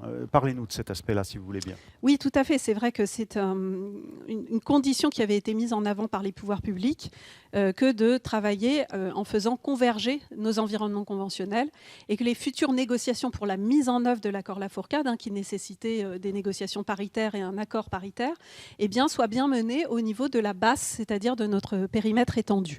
Ce que nous avons tout de suite accepté avec la FEAP et puis avec la Croix-Rouge, sachant qu'Unicancer ne participait pas directement à ces discussions puisque le sanitaire avait déjà été revalorisé, donc il n'était plus pas concerné, disons, par les discussions que nous menions avec M. Lafourcade. Et là, au fond, le déclencheur, c'est l'union fait la force. Absolument, puisque nous nous sommes donc mis au travail pour déterminer des principes, des grands principes communs pour faire valoir notre demande de revalorisation. Donc nous avions en fait un travail double, la détermination de ces grands principes. Et c'est là aussi que dans nos préparations employeurs, on s'est aperçu qu'on partageait totalement les constats, enfin nos constats quant aux besoins du secteur, la façon d'y répondre, avec évidemment en soutien des outils, notamment en matière de classification et de rémunération.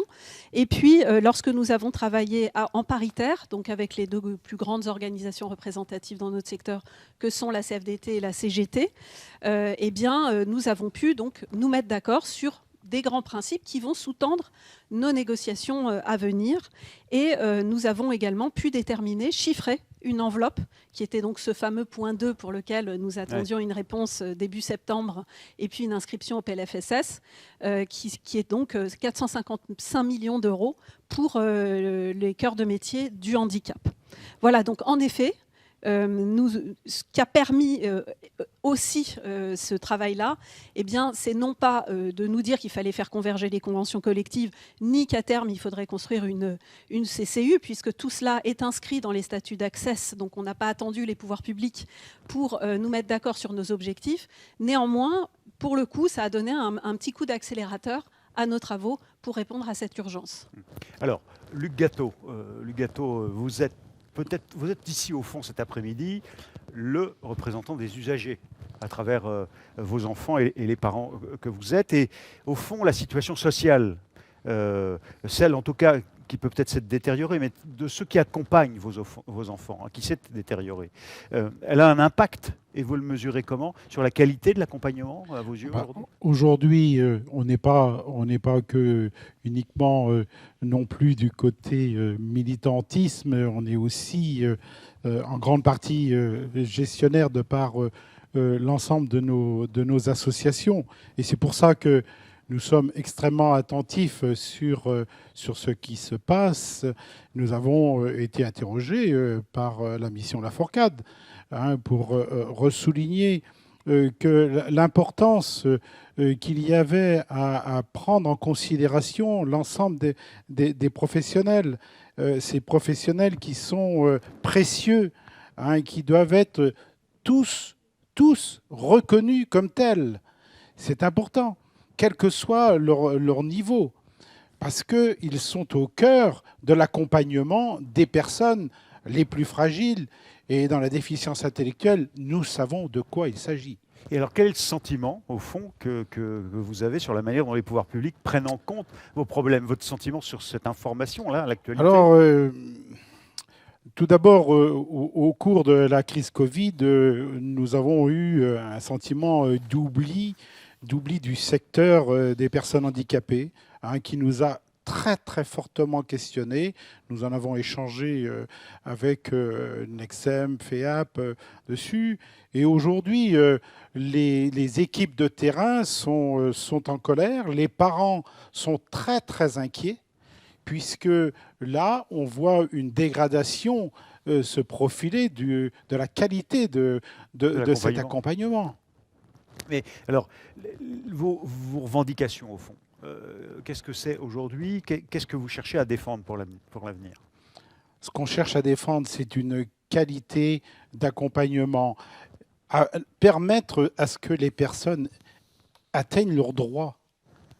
Hein, le droit d'être accompagné pour la toilette, ouais, pour être accompagné pour le repas, pour les loisirs, pour être actrice de sa vie tous les jours, hein, alors que, et nous sommes dans cette démarche d'une transformation qui permet aux personnes d'intégrer la vie courante, et on sait que ce sera une multiplicité d'intervenants. Et s'il manque des intervenants, c'est les parents qui vont devoir compenser. Il y a un aspect important, vous m'avez dit, c'est la formation. C'est la formation, c'est important. J'ai entendu un mot intéressant autour de la vocation. Alors la vocation, elle s'entretient, j'ose dire. Hein. Je pense que beaucoup de nos professionnels ont au cœur cette vocation. Et on l'a vu au cours de la crise Covid. Je n'ai pas un professionnel qui ne s'est pas mis en quatre pour pouvoir accompagner. Je pense que vraiment, cette vocation est au cœur. Et aujourd'hui, ils sont déçus, pas reconnus, invisibles. Donc là, il est temps de retrouver cela. Dorothée Bédoc, les négociations pour une revalorisation, elles n'ont qu'un but. Enfin, c'est évidemment mieux traiter ceux qui accompagnent, mais au service, évidemment, des personnes que vous accompagnez et des personnes en situation de handicap. Oui, absolument. C'est d'ailleurs ce qu'on rappelle dans notre communiqué de presse. Je pense qu'il ne faut pas perdre cet objectif de vue. Nous, on le rappelle sans arrêt autour des tables de négociation, y compris paritaires. Donc, c'est bien sûr ce pourquoi nous sommes là. Donc, je pense que c'est important de le rappeler. Donc, on a bien évidemment les objectifs qui ont été définis ensemble entre employeurs pour la convention collective, qui sont évidemment de redonner de l'attractivité à nos métiers, puisqu'il faut des professionnels pour pouvoir accompagner les personnes, redynamiser l'image de notre secteur. Je pense que ça, c'est vraiment indispensable qu'on puisse entamer ce travail, puisqu'on a un déficit d'image qui fait sans doute aussi partie du problème qu'on rencontre aujourd'hui pour convaincre les pouvoirs publics de revaloriser nos métiers. Et puis, rappeler aussi nos missions, comme vous le disiez à l'instant, auprès des personnes accompagnées. Donc, on a, dans les constats qu'on a pu faire, en tout cas en matière de partage d'objectifs pour le futur de nos conventions collectives, c'est de construire, de permettre à ces outils-là de construire des parcours professionnels plus aisément. Donc, tout à l'heure, Madame El Khomri parlait de passerelles. Là, il s'agira d'une classification qui valorise qui valorise les parcours. Oui, ça nous semble bien sûr indispensable. Alors, la VAE est un outil parmi d'autres, mais le système de classification doit impulser nécessairement tout cela, permettre aujourd'hui de repenser l'ancienneté, de mettre au service, pour la mettre au service aussi des compétences dont on parle si peu dans les conventions collectives aujourd'hui et qui sont importantes pour les professionnels comme pour les employeurs, pour qu'on puisse remettre aussi ces questions-là au cœur des préoccupations. Vous voulez rajouter un mot, l'un et l'autre, en conclusion de cette séquence, Luc Gâteau? Je voulais dire un mot sur les personnes et les familles, parce que c'est bien le cœur de de l'UNAPI en tant que militantisme. Et nous craignons vraiment pour la qualité de cet accompagnement. Pour ce travail mis en place depuis des années sur une transformation qui nécessite encore plus d'investissement de la part de nos professionnels. Et aujourd'hui, nous craignons qu'il y ait cette rupture parce qu'on va manquer ça et là de ces professionnels dont on a terriblement besoin pour accompagner un parcours de vie sereinement. Voilà, je crois qu'il y a un message très fort qui est lancé et je me dois de poser ces questionnements au nom de « je suis un parent d'une adulte handicapée et je suis inquiet. Je suis inquiet pour ma fille demain. » Gageons que les pouvoirs publics aient directement ou indirectement la visibilité sur ce webinaire cet après-midi et qu'il vous ait entendu dans ce soutien à Nexem, en effet, aujourd'hui. Dorothée Bédoc, en conclusion.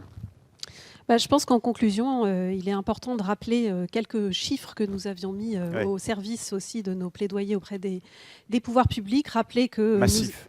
Oui, tout à fait. Rappelez que nous accompagnons aujourd'hui 3 millions de personnes, que la population française, selon les prévisions INSEE, va augmenter de 2% d'ici à 2025, que nous avons depuis 2009, un nombre d'enfants qui bénéficient de mesures qui augmente de 12,1% selon un rapport de la Cour des comptes, que sur les 7 dernières années, le bénéfice de l'AAH a augmenté de 19%. Oui. Donc ça, c'est un rapport DREES, des chiffres DREES. Entre 2013 et 2018, la PJM, la protection juridique des majeurs, a vu augmenter les accompagnements de 13%. La pauvreté touche aujourd'hui 14,7% de la population française et l'INSEE observait une hausse de 0,6% entre 2017 et 2018, avec plus 141% entre 2015 et 2018. Voilà, donc je pense que c'est des chiffres qui parlent en eux-mêmes. Et que chacun peut réutiliser d'ailleurs dans son plaidoyer, chez soi, avec ses parties prenantes locales et ses financeurs, tout à départements. C'est pour ça que je voulais les partager aussi avec nos adhérents. Alors on les a partagés dans un livre blanc qu'on a fait paraître en début d'année. Concernant je rebondis sur ce que disait Madame El Khomri tout à l'heure, sur le fait qu'on soit un secteur qui devrait pouvoir bénéficier d'investissements, puisqu'un secteur qui emploie, tout simplement. Qui soit perçu comme un secteur d'investissement d'avenir. Exactement. Nous avons fait une enquête IFOP en 2019 qui révèle que 71% de nos adhérents rencontrent un problème de recrutement. 18 000 emplois au sein simplement de la 66, qui est une seule des conventions collectives parmi les 5 qui existent dans notre secteur.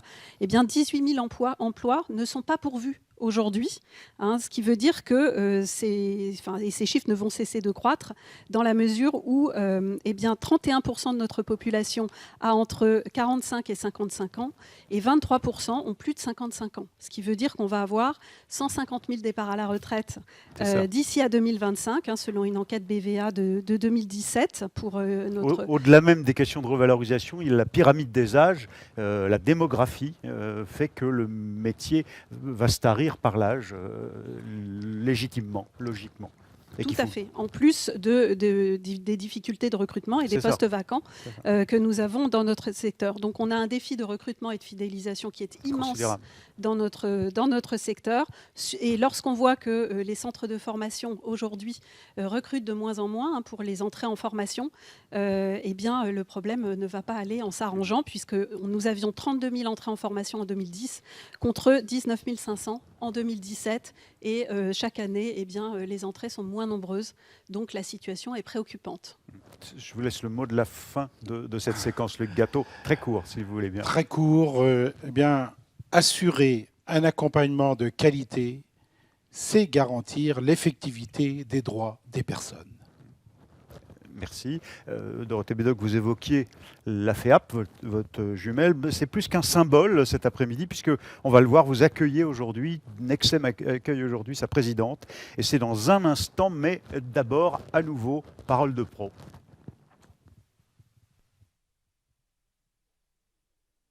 Il y a beaucoup d'avancées, hein. On est dans une période charnière, on est dans un moment critique. Et on est dans un moment où on change nos pratiques. En tant que formateur, on a dû changer beaucoup de choses dans nos pratiques. On a dû développer des compétences très rapidement.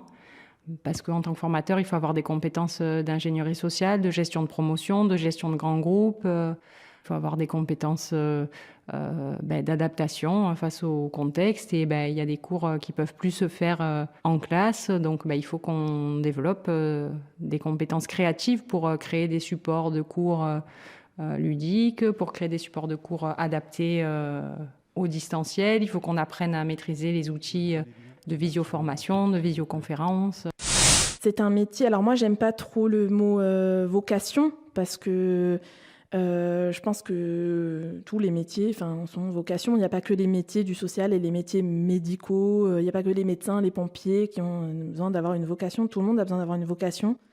Donc moi je serais plus sur une valeur qui est l'engagement dans ce qu'on fait. Et donc, si la passion d'un lycéen, c'est l'informatique, eh bien, il faut qu'il s'engage dans le numérique. Si la passion d'un étudiant, c'est l'humain, c'est l'autre, eh bien, il faut qu'il s'engage dans des métiers du secteur social.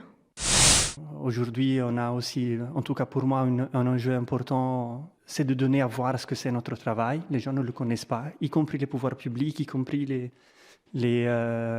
on va dire les fonctionnaires qui sont en charge de traiter vraiment ce que c'est à la fois nos financements, les arbitrages financiers. Donc, il y a une partie qui pour moi est très importante, c'est de donner à voir ce que c'est notre travail. Donc, mais là, c'est pas 2050, hein, je veux dire que c'est déjà aujourd'hui. C'est aujourd'hui. Alors, on va évoquer cette convention collective unique étendue, CCUE, qu'évoquait dès le début de cet après-midi, de ce Next Step 2021.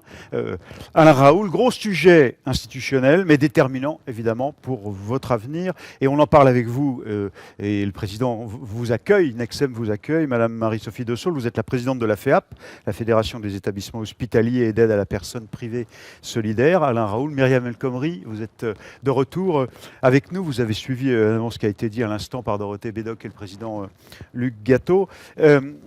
Président Raoul, alors cette image, vous deux, présents, les deux jumeaux en quelque sorte, est à la fois sympathique mais éminemment symbolique. La FEAP et sa présidente, invitée par Nexem. Oui, je crois qu'elle...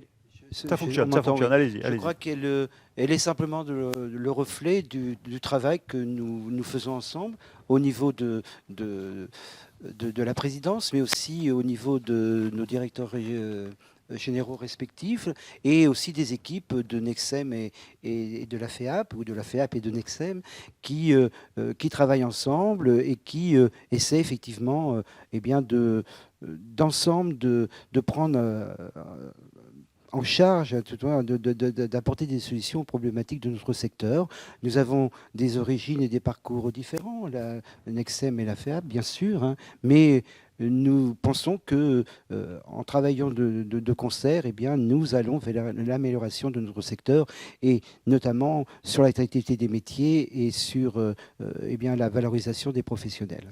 Marie-Sophie De Saulles, la FEAP, c'est l'autre acteur majeur, l'autre à équité, à égalité dans le domaine du médico-social et du social. Comment est-ce que vous voyez ce qui vous rassemble aujourd'hui et ce à quoi vous êtes confrontés en commun ? Alors tout d'abord, on n'est pas que sur le symbole, on est effectivement sur des actions et des actions très concrètes. Ce qui nous rapproche aujourd'hui, c'est le fait qu'avec des origines différentes, nous avons, nos adhérents, nous avons fait le choix d'avoir du soin et de l'accompagnement des personnes les plus fragiles, quelles qu'elles soient.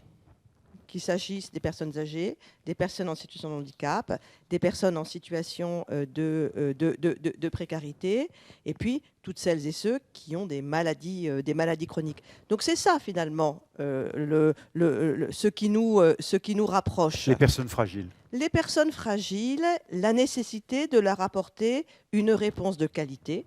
Et pour réussir à leur apporter une réponse de qualité, eh ben, il faut qu'on ait des professionnels qui soient en nombre suffisant et des professionnels qui soient formés et qui soient motivés dans leur travail. Et donc, naturellement, peut-être pas si naturellement que ça, mais finalement, nous retrouvons également sur ce sujet-là. Bon, mais alors, l'impact de ce travail en commun sur l'attractivité des métiers, vous voulez qu'il soit de quelle nature? Et vous pensez qu'il va avoir un résultat, là, à court terme? Bon, je ne sais pas si je parlerai à court terme, mais je voudrais surtout dire d'abord qu'il y a eu des choses que nous avons déjà réalisées ensemble. Par exemple, nous avons un accord formation dans le cadre de l'OPCO, et donc qui engage et Nexem et la FEAP, mais également d'ailleurs Unicancer et la Croix-Rouge et la Croix-Rouge française. C'est important. Bien sûr. C'est quand même la première fois. C'est-à-dire qu'en fait, excusez-moi cet anglicisme, nous avons des success stories. C'est-à-dire qu'il y a des sujets sur lesquels nous avons réussi à trouver des accords. Nous sommes en train de discuter sur les questions de qualité de vie au travail. La question de la qualité de vie au travail, c'est majeur pour nos professionnels. Est-ce que ça suffit? Sans doute pas. Et c'est pour ça que nos 2 conseils d'administration ont défini et se sont mis d'accord sur une feuille de route commune pour aller vers une convention collective unique étendue, dont vous avez beaucoup parlé cet après-midi.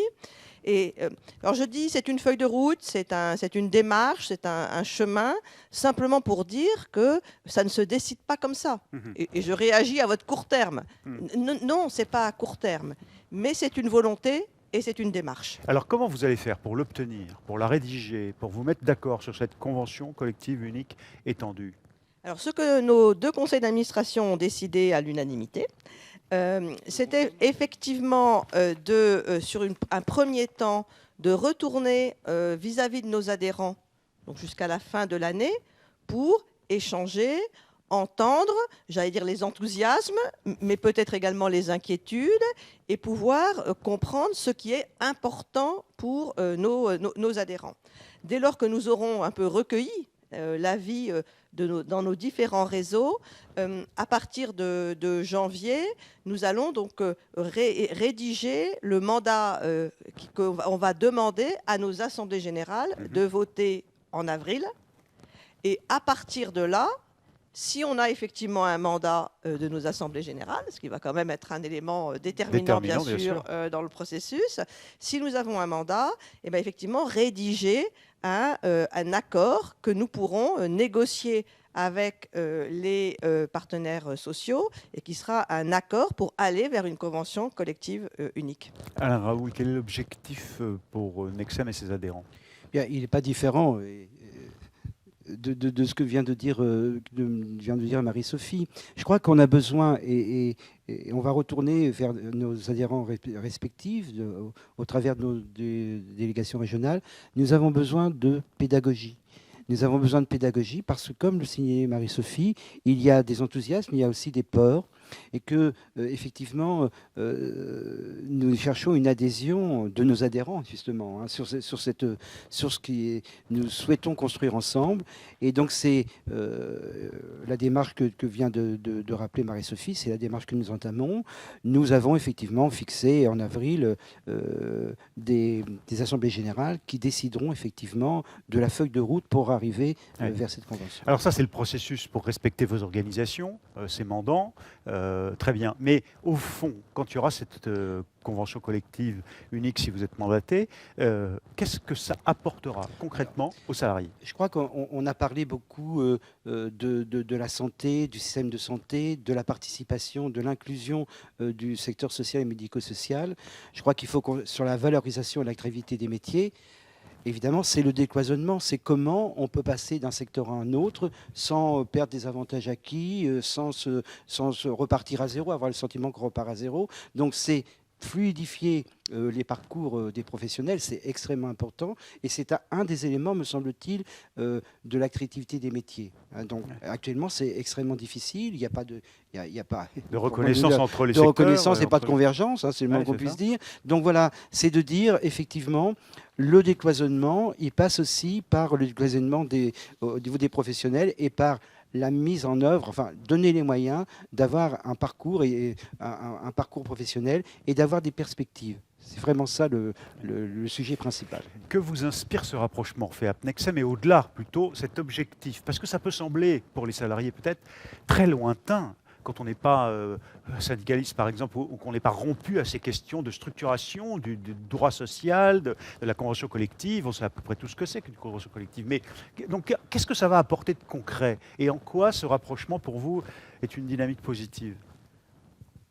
Je suis très heureuse qu'il y ait ce rapprochement. En plus, vous avez cité d'abord l'exemple de la formation, puis celle de la qualité de vie au travail. Et c'était un des éléments, une des propositions de notre rapport. Voilà, donc on en est... Enfin voilà, je sais que ce n'est pas des processus faciles. Moi-même, dans la loi travail, j'ai porté la restructuration des branches professionnelles. Ça avait été extrêmement complexe, mais je pense que ça permet ces passerelles-là. Les salariés français savent très bien, on a la chance dans notre pays d'avoir 95% des salariés couverts par une convention collective. Ouais. Donc c'est une vraie chance. C'est des garanties et de la fluidité. Bah, c'est des garanties et de la fluidité. Sauf que dans ce secteur-là, il y avait un trop fort émiettement.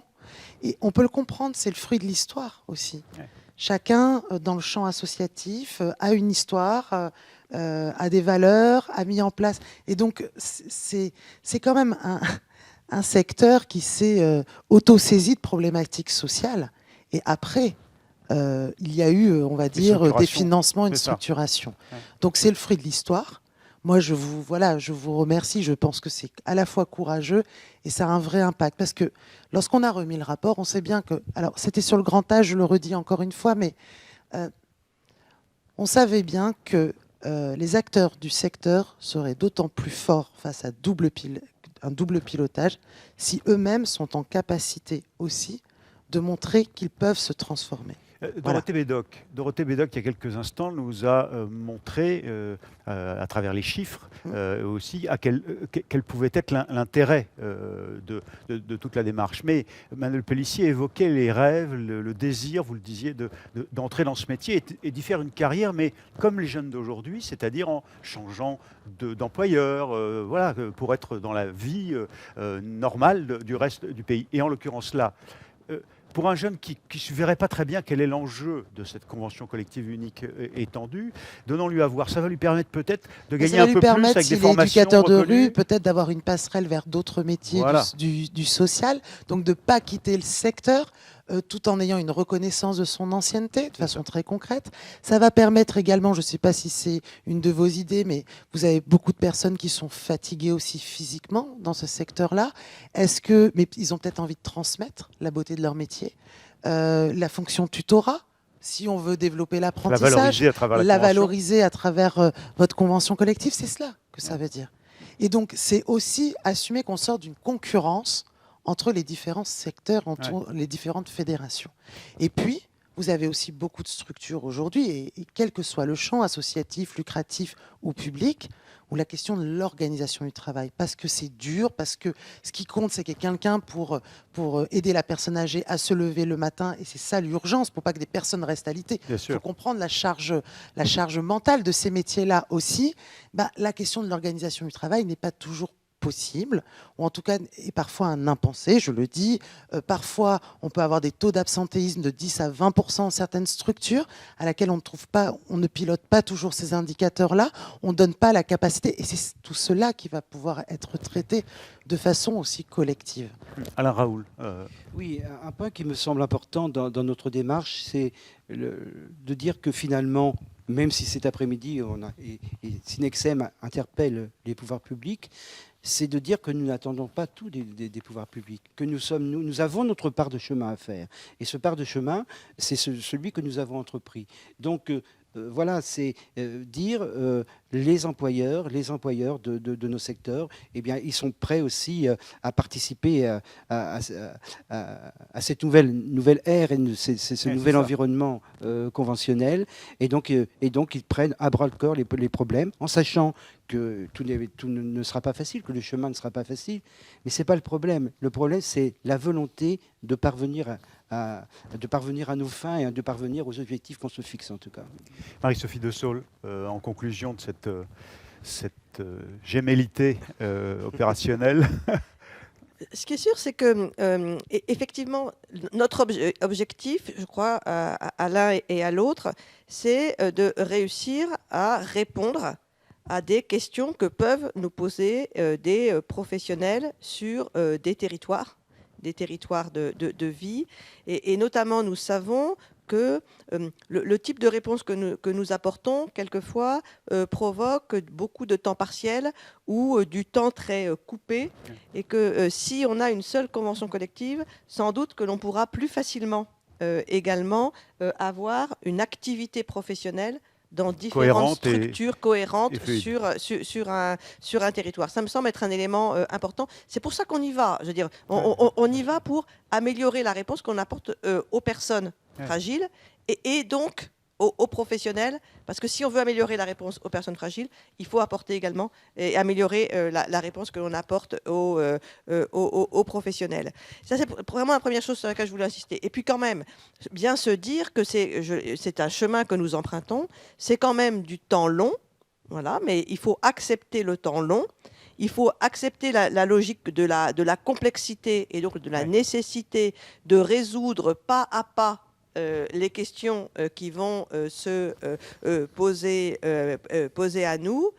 Mais ce qui est sûr, c'est que nous n'accepterons pas, je pense, avec Alain, le fait que les pouvoirs publics nous renvoient sur le thème de « comme vous n'avez pas encore la convention collective unique, on ne fait rien pour vous ». Parce que ça n'était pas la dimension de l'accord Laforcade. La dimension de l'accord Laforcade, c'était aller vers la convergence. Et donc, on ne peut pas nous renvoyer cet élément-là, alors même que nous envisageons la démarche. Ce qui est sûr, petit message au pouvoir public, ça serait extraordinairement contre-productif. C'est bien entendu. Deuxième personnage, je dirais, à côté de Nexem, comme Luc Gâteau, qui transmet un message très fort à travers ce webinaire cet après-midi et que Nexem ne manquera pas de transmettre au pouvoir public. Merci de votre présence. Je me permets, Alain Raoult, de le formuler. Je suis très heureux vraiment... encore une fois, c'est la démonstration que, effectivement, nous avons la capacité de travailler ensemble, et c'est pour moi, même si, il faut être très clair, nous n'avons pas tout à fait toujours la même vision, mais c'est normal, et c'est dans le débat que surgit la solution de toute façon. Alors, on va conclure ce webinaire maintenant. On est arrivé presque à la fin de cet après-midi ensemble, de ce Next Step 2021, et merci de votre fidélité. Myriam El Khomri, après nos différents échanges, on a dit beaucoup de choses. Quel est votre message de conclusion, au fond, et comment le secteur social, du médico-social, peut continuer à affirmer ses revendications auprès des pouvoirs publics, vous qui avez été des deux côtés de la barrière? Déjà, je le redis ici, un grand bravo à vous. Parce qu'en effet, derrière vous, il y a tous ces professionnels à qui nous devons rappeler toute notre reconnaissance. Je pense que c'est aussi l'occasion de les en remercier. Et je partage tellement, et je crois qu'on a conclu le rapport là-dessus, sur le fait qu'il n'y a pas de qualité de prise en charge des bénéficiaires sans qualité de vie au travail et qualité du travail des professionnels. Voilà. Et si on est convaincu de cela, on sait qu'on détient tous un petit bout de la réponse. Et je trouve que votre posture... vous l'avez dit dès le début, alors je peux comprendre à la fois la stupéfaction et la colère parce que vous êtes directeur d'une structure et quand vous avez une partie qui va être revalorisée et l'autre non, on imagine... c'est juste impossible, une schizophrénie dans la même structure. C'est extrêmement schizophrène. Voilà. Et c'est vrai que nous-mêmes qui avons essayé de casser les murs et de construire des passerelles entre les différents métiers, de donner plus de lisibilité et visibilité dans ce rapport-là, on joue quand même une forme de concurrence. Après, il y a des choses qui se sont passées depuis 2 ans. Le Ségur de la santé l'idée du tarif national SOC qui, pour les auxiliaires de vie qui interviennent, était un élément extrêmement important d'égalité sur les territoires. Je pense qu'il faut le rappeler. Nous, sur le champ de la formation, on a réussi à développer l'apprentissage et on voit bien qu'il faut qu'on continue en ce sens-là, mais on a réussi, on a des sujets très techniques sur la VAE et je pense qu'il faut qu'on arrive à lever ces éléments-là et je crois qu'il faut continuer à se battre sur cette question des perspectives d'évolution qu'on donne. On ne peut pas donner envie à aller sur ces métiers si il n'y a pas de perspective d'évolution. Tout salarié, quel que soit son secteur, a besoin de cela. Et encore plus, je pense que la crise, quelque part, où on a mis la santé humaine comme priorité absolue, nous a tous fait réfléchir aussi sur le sens de notre travail, sur notre organisation du travail. Et je pense que c'est des éléments importants. Il manque, à mes yeux, un vrai champ sur la qualité de vie au travail, la baisse de la sinistralité, on en a peu parlé aujourd'hui. Les accidents du travail. Les accidents du travail qui sont... Voilà, il y a une forme d'épuisement de certains de ces salariés. Ça coûte cher à l'assurance maladie. Si on regarde que le grand âge, c'est 602 millions d'euros par an. 602 millions d'euros. On sait que certains secteurs, je pense au bâtiment, le taux d'accident du travail dans le secteur du grand âge, c'est 100 pour 1000 salariés.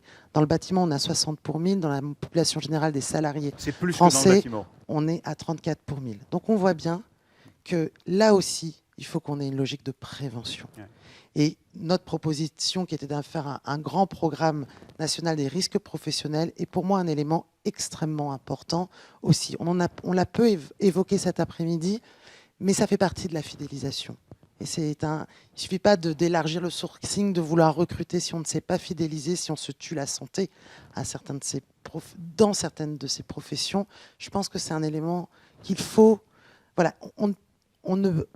alors, ce n'est pas tant que les pouvoirs publics, il y a un enjeu pouvoir public, mais je pense qu'il faut qu'on arrive à avoir une organisation du travail, en tout cas à mettre un peu de recherche là-dessus. Il y a des labels qui sont en train de se créer, il y a voilà, quel est l'impact en termes de qualité de vie au travail, de qualité de prise en charge, de modèle économique. La CNSA doit nous aider sur certains secteurs à avancer sur cette question. Enfin, je finirai sur tous nos débats cet après-midi. Je pense qu'on a parlé d'une exigence éthique, d'une exigence morale, d'une exigence sociale, bien évidemment, une exigence économique aussi. Ouais. Ce secteur a besoin de ressources pérennes, on l'a dit en conclusion du rapport, mais je crois que c'est un point central. On a bien vu qu'il y a des difficultés vis-à-vis de certains départements, tout le monde n'a pas la même situation, on voit bien que les ressources des départements ne sont pas identiques, donc on a un enjeu vraiment très fort autour de l'équité, de l'égalité des réponses sur tous les territoires, et ça doit prendre en compte la rémunération des professionnels. Et bien souvent, on voit bien que dans la question du tarif, notamment du tarif national socle, la question de la prise en charge de la rémunération est parfois une priorité qui n'est pas toujours regardée, dont ses impacts en tout cas ne sont pas toujours regardés.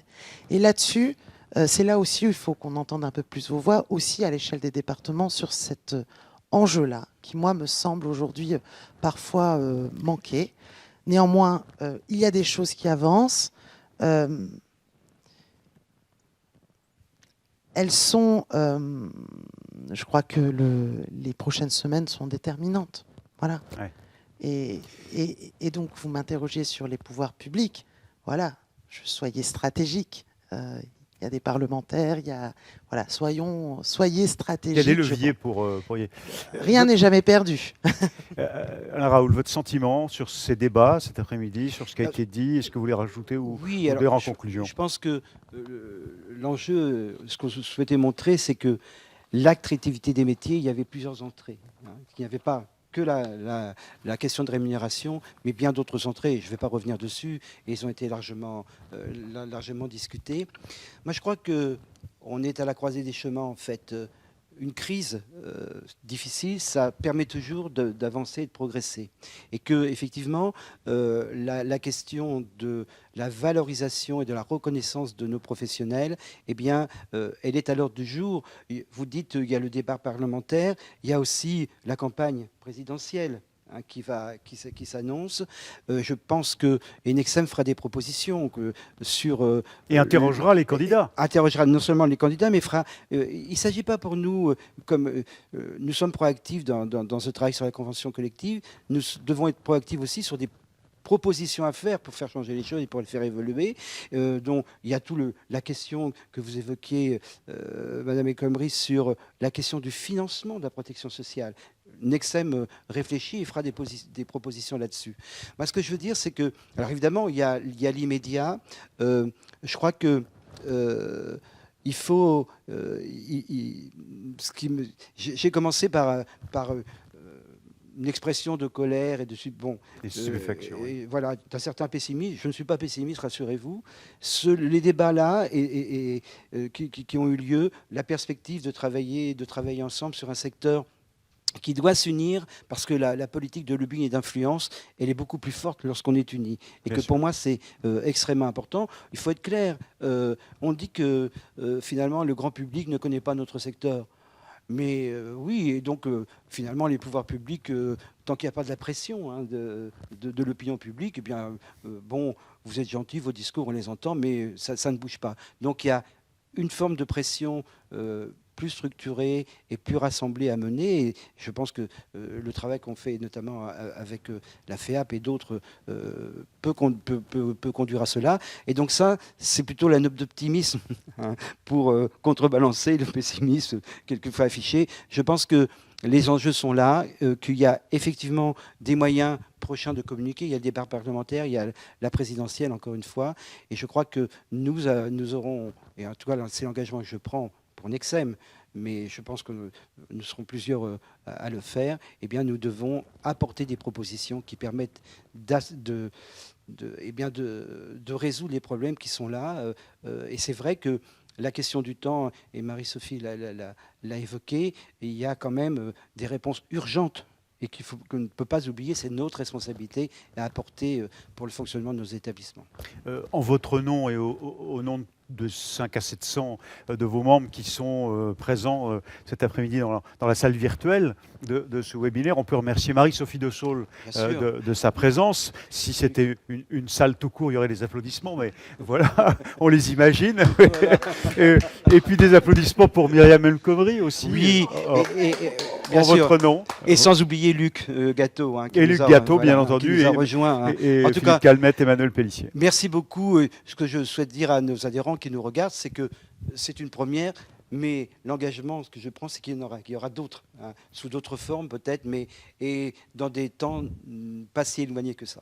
Alors, à bientôt pour un autre Next Step, des bienveilleurs peut-être, et de la société, du prendre soin que vous appeliez de vos voeux. Merci à tous de votre fidélité et d'être restés avec nous jusqu'à la fin de ce webinaire. À bientôt. À bientôt, au revoir.